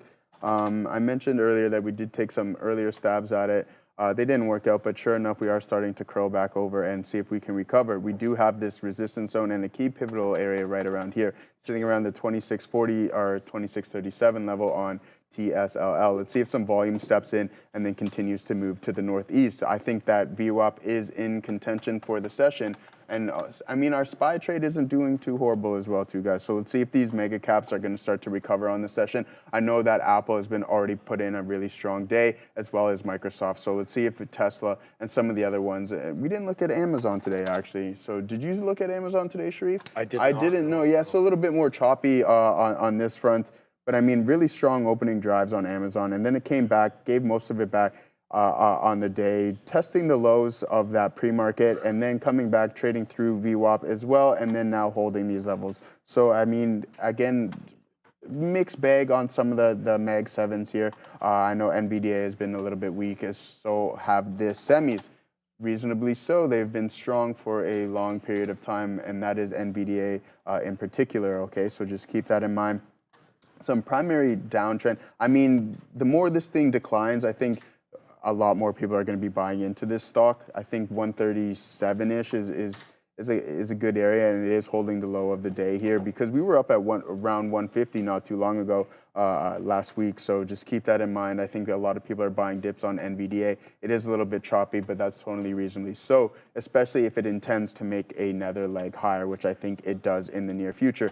But as for TSLL, it is starting to work, so I'm going to take a little bit off the top there, not too much, only 10% or so, because I am looking for that push towards the VWAP there. Sharif, what are you cooking up there? All right, let's move Pretty Panda saying inverse nature of weed.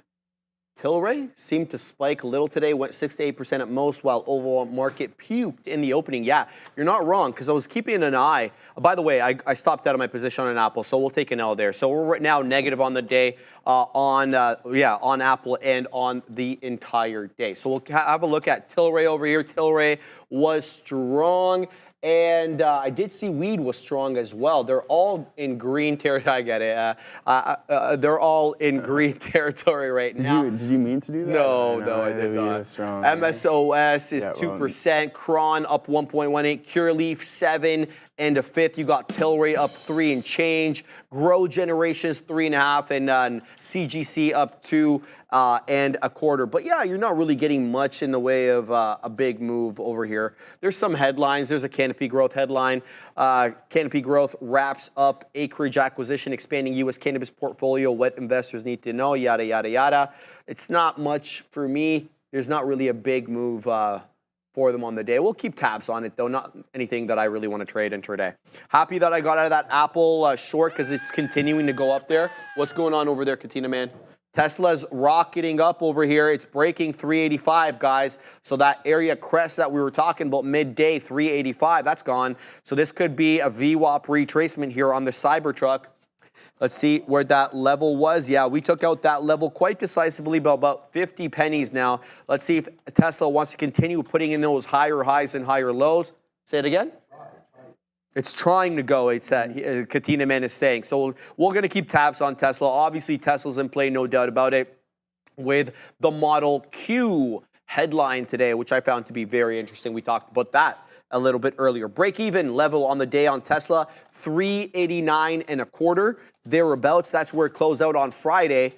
We didn't really hold up at that level, to be quite fair. When we broke down below that 389 and a quarter, we did it without holding up at that level whatsoever. You can see that big move down, and we dipped down to about 378.01. Moving up big here. The Katina Man is getting excited as this is getting big move. It's a nice big move above that area crest, and now he's in the dollar club there. So shout out to the Katina Man. We'll keep tabs on TSLA as it makes a great recovery off the bottom. The Qs as well. The NQ December contract trying to work its way above 21,500. So good look for the overall futures, and Apple recovering right back almost into that 247 area, still about 35 pennies, off that high of the day, which is an all-time high, by the way, 247 and a quarter. Looks like the market doesn't give a you-know-what about what the CEO of T-Mobile had to say,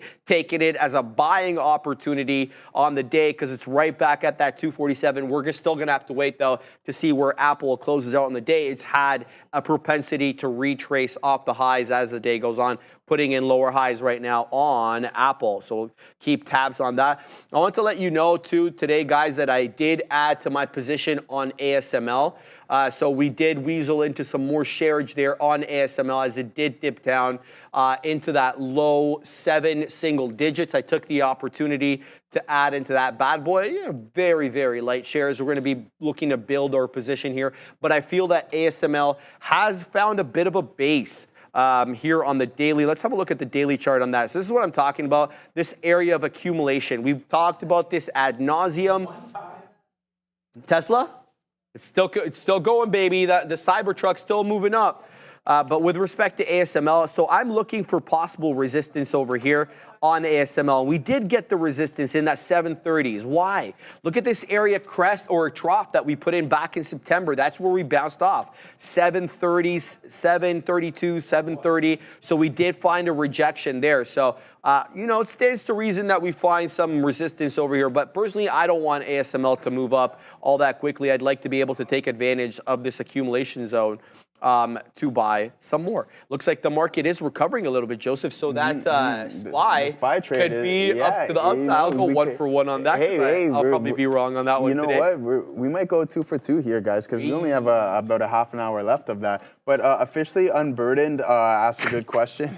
That's your guy. You love that guy. Eh? You want to know why? Yeah. I remember you were telling me. Yeah. So. He was asking me about a bull put spread on PLTR. That's something that I would personally avoid right now just because of the volatility increase, which is good for you from a premium standpoint, but it's been parabolic for so long, you don't really want to be buying it or even selling credit all the way up here. It's put in such a large move. So in my opinion, just hold off on that one. And as for assignment risks, yeah, I mean, leading up to a day or two, if that out the money call or put does start to trade in the money, be aware of early assignment, and you don't want that. But if you're doing a spread, then your broker will just exercise the long call or put for you, but then you'll lose the difference in that, okay? So just keep that in mind. Just my sense, I don't think PLTR is something that you should be doing at these levels. There's other stocks that are kind of just trending. One that is a really good and intriguing to me officially is Microsoft. I like Microsoft, and I liked it from when it entered this gap, and then it has now filled this gap. So I expect some continuation within this trend here because even though we are slightly extended and putting consecutive days over and over again, consecutive green days, I do think that we pull back and then can continue to the northeast on Microsoft. But just wait for the pullback on PLTR. It's really extended. The one positive thing is just that the premiums, right? You are going to collect a little bit more premium from a bull put standpoint. But if the pullback is a little deeper than anticipated, then you can be looking to take a L on the trade and possible risk of assignment. I've never been assigned because I would always have protection from a spread standpoint, but a couple of days out, you are always at risk of early assignment on that one. But we are trading higher on TSLL, guys, so I'm going to take a little more off, not too much, maybe another 10% or so. Nice. Aiming for that $27 mark, and then we'll look to take about 30% off that position there. Yeah, keeping my eye on Apple, Joseph. It just rejected 247, coming back down now into about the 246 mid 80s. So I want to see if that 247 wants to act as a bit of a resistance level here. I can see from the side chart that the future is still heading to the high side. So is Tesla. So we'll keep tabs on that one right now. Yeah, I think we have to send it to Adair though at the big desk. We're going to take a look here at the U.S. dollar in the afternoon. I like to look at a different time frame, usually for the segment, the afternoon edition. We usually look at the daily during the morning. So I wanted to take a look at the weekly. And we're doing a really interesting consolidation here.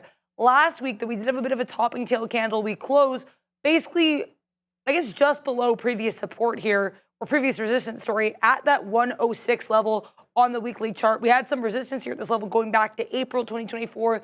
Then rejected it again in June 2024. Now it looks like we're trying to edge ever so slightly higher in this first day of the new week, making moderate gains. We'll have to see if we find some support here after the massive bearish engulfing candle that was the week starting November 25th, 2024 here for that U.S. dollar. Now, in terms of economic data on watch, we have a lot of it later this week that'll be interesting. We do have CPI on Wednesday, PPI on Thursday, but I want to take a look here at the Fed Watch tool once again. Last time we checked this here a couple hours ago, we had just shy of 90% of participants expecting a 25 basis point cut at the meeting. Now that number has actually fallen a little bit. As of right now, we have about 85.8% of participants expecting a 25 basis point cut and 14.2% of participants expecting no cut at the meeting. Now, why I thought this was interesting, because in between the last Money Talks and this Money Talks, we actually did get another data print, and it was the New York Fed Consumer Confidence Survey here, basically inflation survey. Now we're actually seeing inflation expectations a little bit higher in November than they were in October. So basically we have estimates of 3% inflation here on a year-over-year basis versus 2.9% expected as of October. The 3-year inflation expectations now at 2.6% versus 2.5% the previous month, and 5-year inflation expectations at 2.9% versus 2.8% previous month. So it is worth noting we do have a bit of a drop here in the 25 basis point rate expectations as we get higher than expected forward numbers, at least from that New York Fed survey. And I also wanted to point this out. This is that piece of the bottom of the Fed Watch tool, and I will try my best to zoom it in, where you see how these current numbers are comparing to previous projections. So currently here, 85.8% expecting that 25 basis point cut. But a month ago, we had 64.6% expecting that cut. And that was the day after our last FOMC meeting on November 7th. So clearly some increased expectations of a rate cut, though. As we discussed here, going back earlier today, we have some, I guess, dissension from the Fed in terms of who's expecting a cut, who's a little bit more cautious. So just be aware here. We are seeing higher expectations of a rate cut than we were a month ago, at least according to this one tool. Back to you guys. Yeah, I like that tool, Adara. I've never noticed that on the bottom there. Shout out to you. Good look there, Adara. All right, we're doing decent here on GELS for a change. So I weaseled into this one to hold that 20 penny area. You guys were yelling about GELS tanking, but it wasn't below VWAP. It wasn't below an area support level. So I weaseled on into this one. I'm going to set up another beak wetter over here for the mid 60s. Now that tests the high of the day. So we took out. So we're long? We're long 35s. Best out I have is 55, so not a bad look here on GELS. It's very volatile though. Just look at the range per candle. Look at what the price range from top to bottom per candle. It's quite wide. So if you're going to trade this, you have to account for the widened range in your stop placement and in your profit taking placement as well. So 375 HOD. I'm looking to front run that if it continues to ascend by taking out some in the mid 60s here. GELS looking good. Anything below 320 and I'm gone. That's where I gauge the area of support to be. Previously resistance. We had multiple rejections off that 320 area, and then we big boy took it when we made that 375 print. Came all the way back down. Lo and behold, we held 320 like it was earmarked for support or something. That's how technical analysis works. Don't ask questions, just execute on it. That's kind of what I do there. You know what I mean? There is a reason why support flips to resistance and resistance flips to support.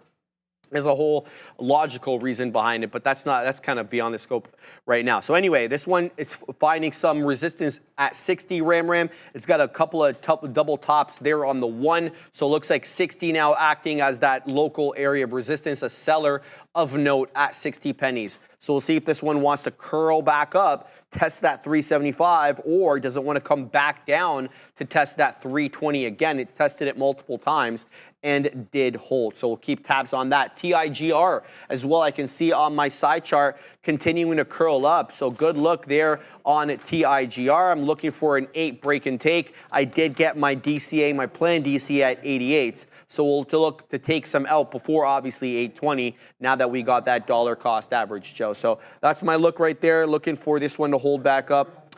And yeah, that's the situation. Yeah, beautiful stuff there.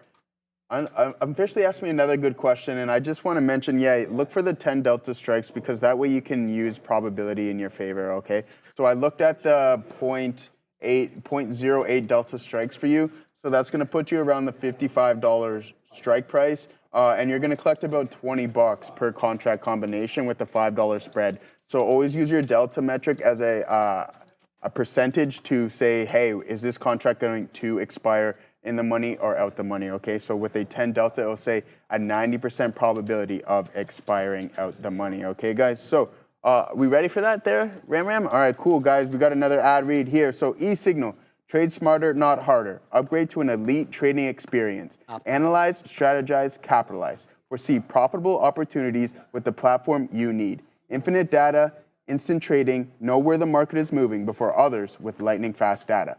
Better backtesting and scanning, predict the future by understanding the past, reliable real-time data, up-to-the-second market info from hundreds of global markets. Everything you need all in one place. Don't miss a beat. Execute your best trades now. Ready to elevate your trading? Scan the QR code or check the link in the description, folks. Right there. Scan the QR code or check the link in the description. So hopefully, officially unburdened, hopefully that helped you. Yeah, that's what I use. I use the delta metric to give me a probability of profit. And you see when you create the contract combinations, you'll see the probability of profit on that front. So yeah, that's that one, Sharif. We're holding on to TSLL. Other than that, guys, I mean, our SPY trade's looking pretty good right now for everybody. So, I mean, we'll take it for what it is for now, because we only have about another 18 minutes or so until we are going to document our position there on that, guys. What are you cooking up over there, Sherry? We're in a couple positions right now. We got we took some out on Tiger there. I was just about to mention in the chat, but we did take out some on TIGR as it took that $8 level. So I want to get some out. We're long 88s, looking for this one to do a lot better. We've got a beak wetter at 20s, and that beak wetter at 20s I think is still valid because it's an area resistance level. So if I'm front running the resistance there at the $0.25, so I think it might be valid, especially if we stay above 8. So we'll keep tabs on that. The GELS trade, it's not as forthcoming at the moment, but it's still holding above that 320. We did get out half the position, still waiting to be able to weasel out of some more, still waiting in the mid-60s there. So that's my look on the current trades that I'm in right now. Let's see how we're doing on the chat though for the afternoon rundown poll. So Apple leading the way with 43%. Coinbase, I don't want to say a distant second, but it's there at 27%. Coinbase getting shellacked today. Let me look at where it's at right now. 7%. I think it was worse. Dang. Yeah, it was certainly worse, Joseph. We're at 319. We were at 314.50 at the low, so it was definitely a lot worse than that. Oracle, guys, does report after the bell. Is it you or Neil? It's Neil and Adara today on the market recap show. Make sure to check that out. They're gonna cover that for you. Obviously, ORCL, Larry Ellison and his boy is gonna tell you exactly how they did on the quarter, and if it was anything like last quarter, well then it will be good because I think he cracked top 5 last time. I'm pretty sure in terms of wasn't it him that cracked top 5 for richest people in the world? Yeah, I'm not sure if he did. Larry Ellison last time, yeah, on the pop on the earnings there for Oracle. Fact check me, chat. In any event, Oracle 13th in distant place. In any event, even if it doesn't make it onto the afternoon rundown, doesn't mean you shouldn't be joining the Neil and the Human Algo at the afternoon or the market recap show. So make sure you're checking that out with them. Let's see how we're doing here on Tiger. So it's definitely dancing with $8, and this is what I was concerned about. Sitting number 3. Larry Ellison. He is, eh? Number 3. Yeah, the dude's printing. Yeah, so it's obviously the Musk one. Elon. Then Jeff. And then Bezos. And then Bezos, Larry. as most people say now. And then Larry Ellison, eh? And then the Zuck and then train. The Zuck, baby. All right. And then Bernard, I don't. And family, yeah. Warren Buffett in 6th there. And Larry, everybody, they're all Americans. Steve Ballmer. Steve Ballmer. Dude, have you seen the what's it called? The Clippers' new stadium? Is it nasty? Yeah. Ooh. I know when did they start? They started building that a while ago, didn't they? I think they're using it now. Yeah, pretty sure. I think it was when Kawhi was headed there. I think shortly after Kawhi headed there. So, yeah. I like Steve Ballmer's energy. Yeah, say what you might about him and how he mismanaged Microsoft, how he missed mobile. He made a lot of mistakes. I'm not gonna try to defend him there at all. But I just like his energy, man. The dude, look, he's always on something. But I know he's not. But it always feels like he is. Get it, Adara.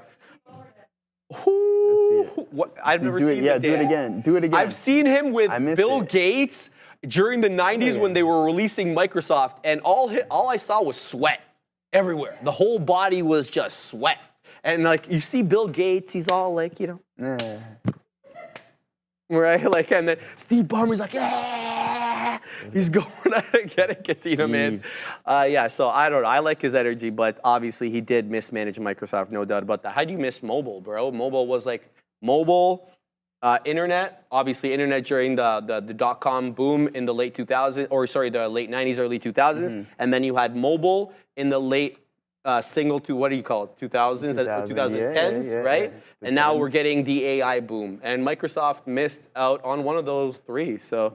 Yeah, I think it's doing just fine now, though. Oh yeah, I'm pretty sure. Yeah. It might be okay. They've recovered. It might be okay. They recovered somewhat on that one there, guys. That awkward billionaire dance is the best type of dance. It's the I don't care because I have a lot of money dance. That's what it is, right? Sounds the best. Yeah. Yeah. We all saw Elon's body move in a way that we didn't know bodies could move during the Trump rallies. Dude, in that the was summer. absurd. Those The were guy's like, why hilarious, is he bro. like trying to jump over the plexiglass? Like, what are you trying to do? Get sniped? Like, And he comes out with a shirt, Occupy Mars. Yeah, Like, that's his the favorite best. shirt. He wears it on Rogan. I all the love time. it. I love it. Occupy Shout out to Mars, Elon, yeah. man. He's doing the absolute most in a sick doesn't way. care. So shout out to Elon Musk there. All right, guys, I see QSI.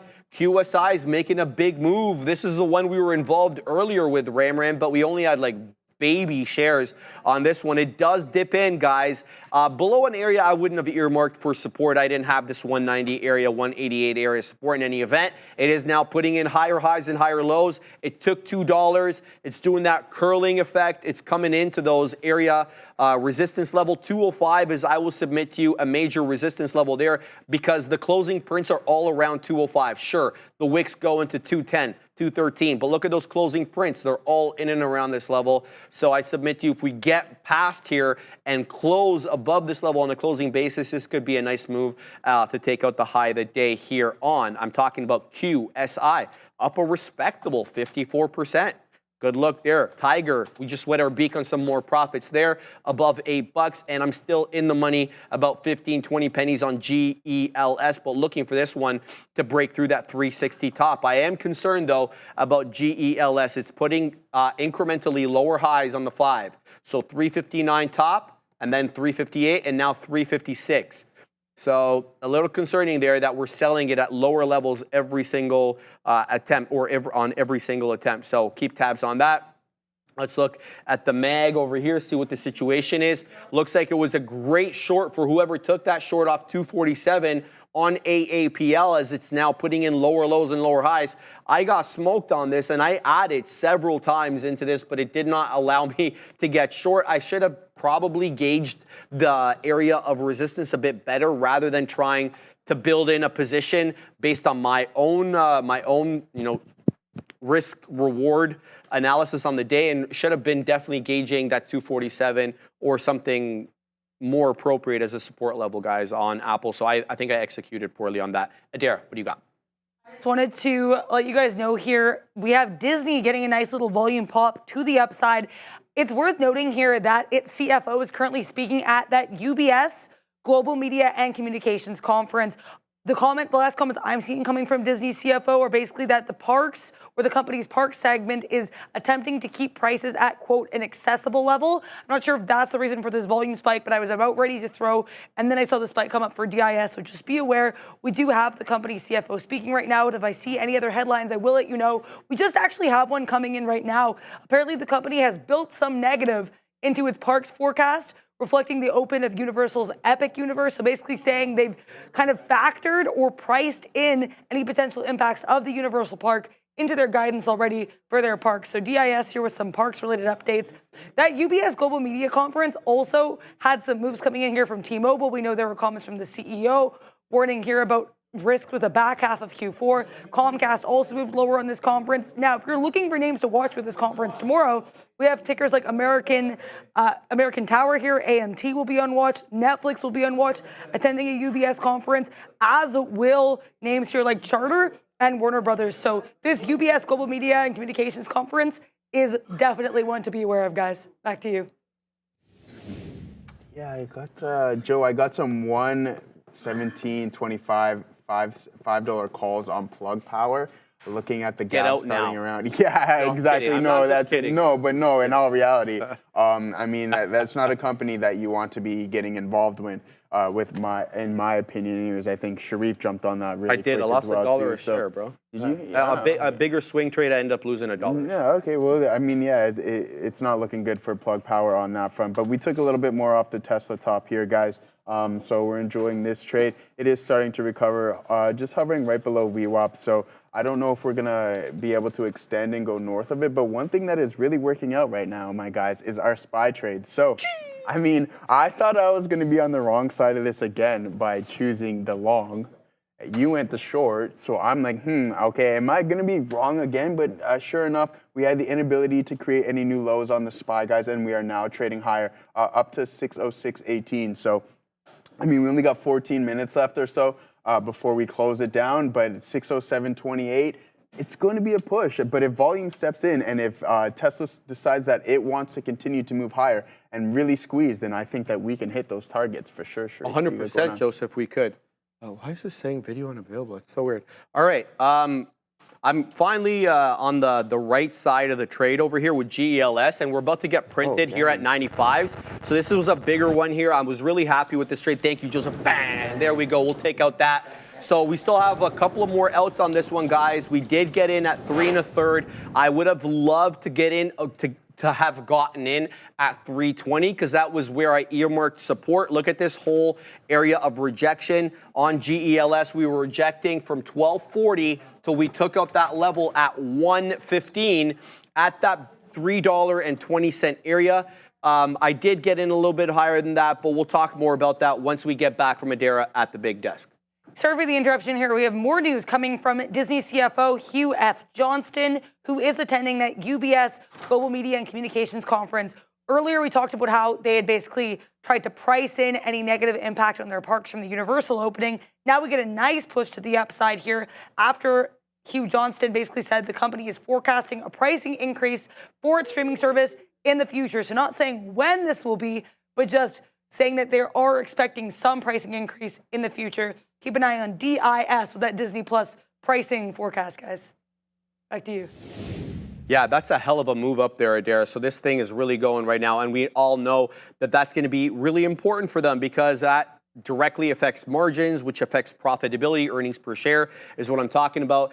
DIS obviously needs a bit of a tailwind. It's well off the highs, but at least it reclaimed that $100 area. We saw last time around their parks department wasn't doing as well. That had been kind of carrying the load for them, carrying the burden of the company for a while streaming didn't do that well. Legacy media wasn't doing that well. They're looking to divest ESPN, or I don't think they're actually going to divest ESPN. Sorry, some of their legacy media assets like ABC. I think they're going to hold on to ESPN and go through ESPN Plus. In any event, you guys know they've been having a lot of trouble, so nice to hear they're going to be able to actually add on some dollars and help those margins out. So we'll see what Big Bobby I can cook up over there down in Orlando or wherever the hell they have their headquarters. So Disney in play, and now it's found its way onto my trading screen. I don't have any specific areas of resistance or support on it. So let's have a look over here on, I just have to look at GELS for a sec. All right, fantastic, man. I couldn't be more happy with how I traded this. I got stopped out for the remaining amount for a tiny bit through the break of 320. If this holds 320, I'm going to get right back in, though. So let's watch how this trades. It did dip into 310, so I was happy with how I took it out. But if it reclaims that 320 level on a closing basis and doesn't continue to bleed, I don't need to be first, but I'll get back into GELS. Let's go back now and finish our analysis on Disney. DIS. Let's start with the daily as we always do. Yeah, still not beyond that area crest that we put in April of this year, so we're not even at 52-week highs. We got to take out that 123.66. It was a quadruple top there on DIS. We're looking awfully bull flaggish though, or so. Like in this little recent price action. This was earnings back on November 14th. You can see that by the volume and the subsequent price action.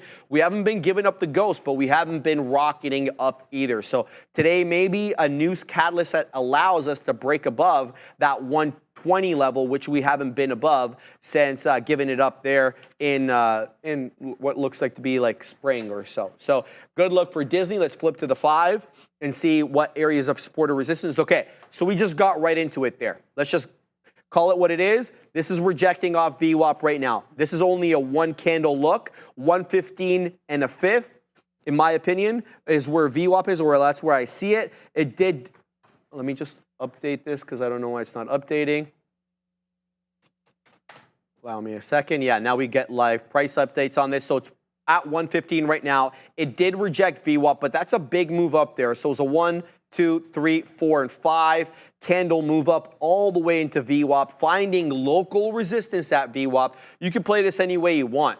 I mean, there is this area over here that you could say, okay, well, 115 could be a nice area we bounce off because of this two candle holdup at 145 and 150, or you could wait for the first 5-minute candle to make a new high.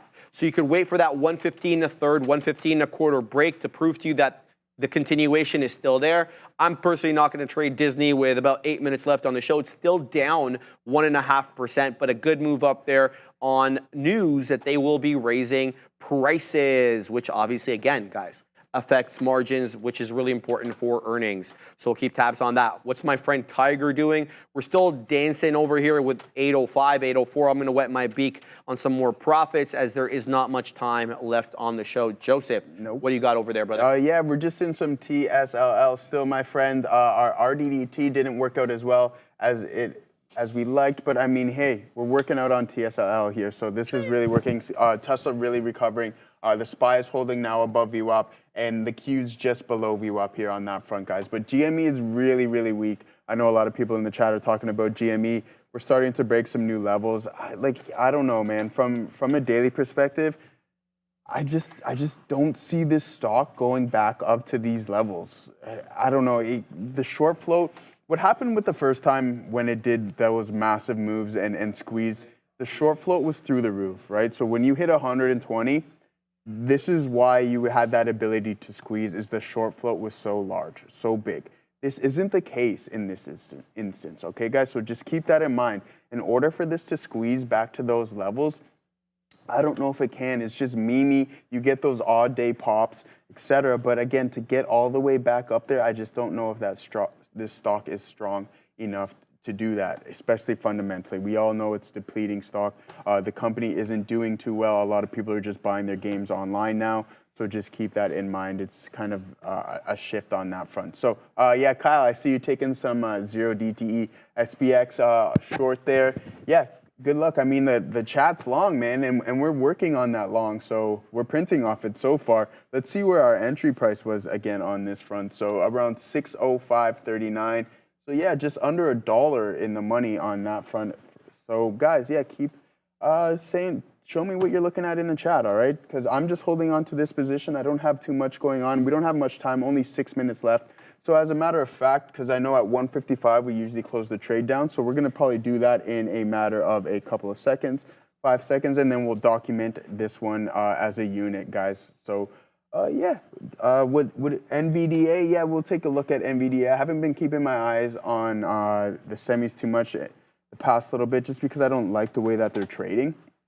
I'm just not in sync with NVDA and AMD, so I just avoid them. There's other strong stocks to participate in.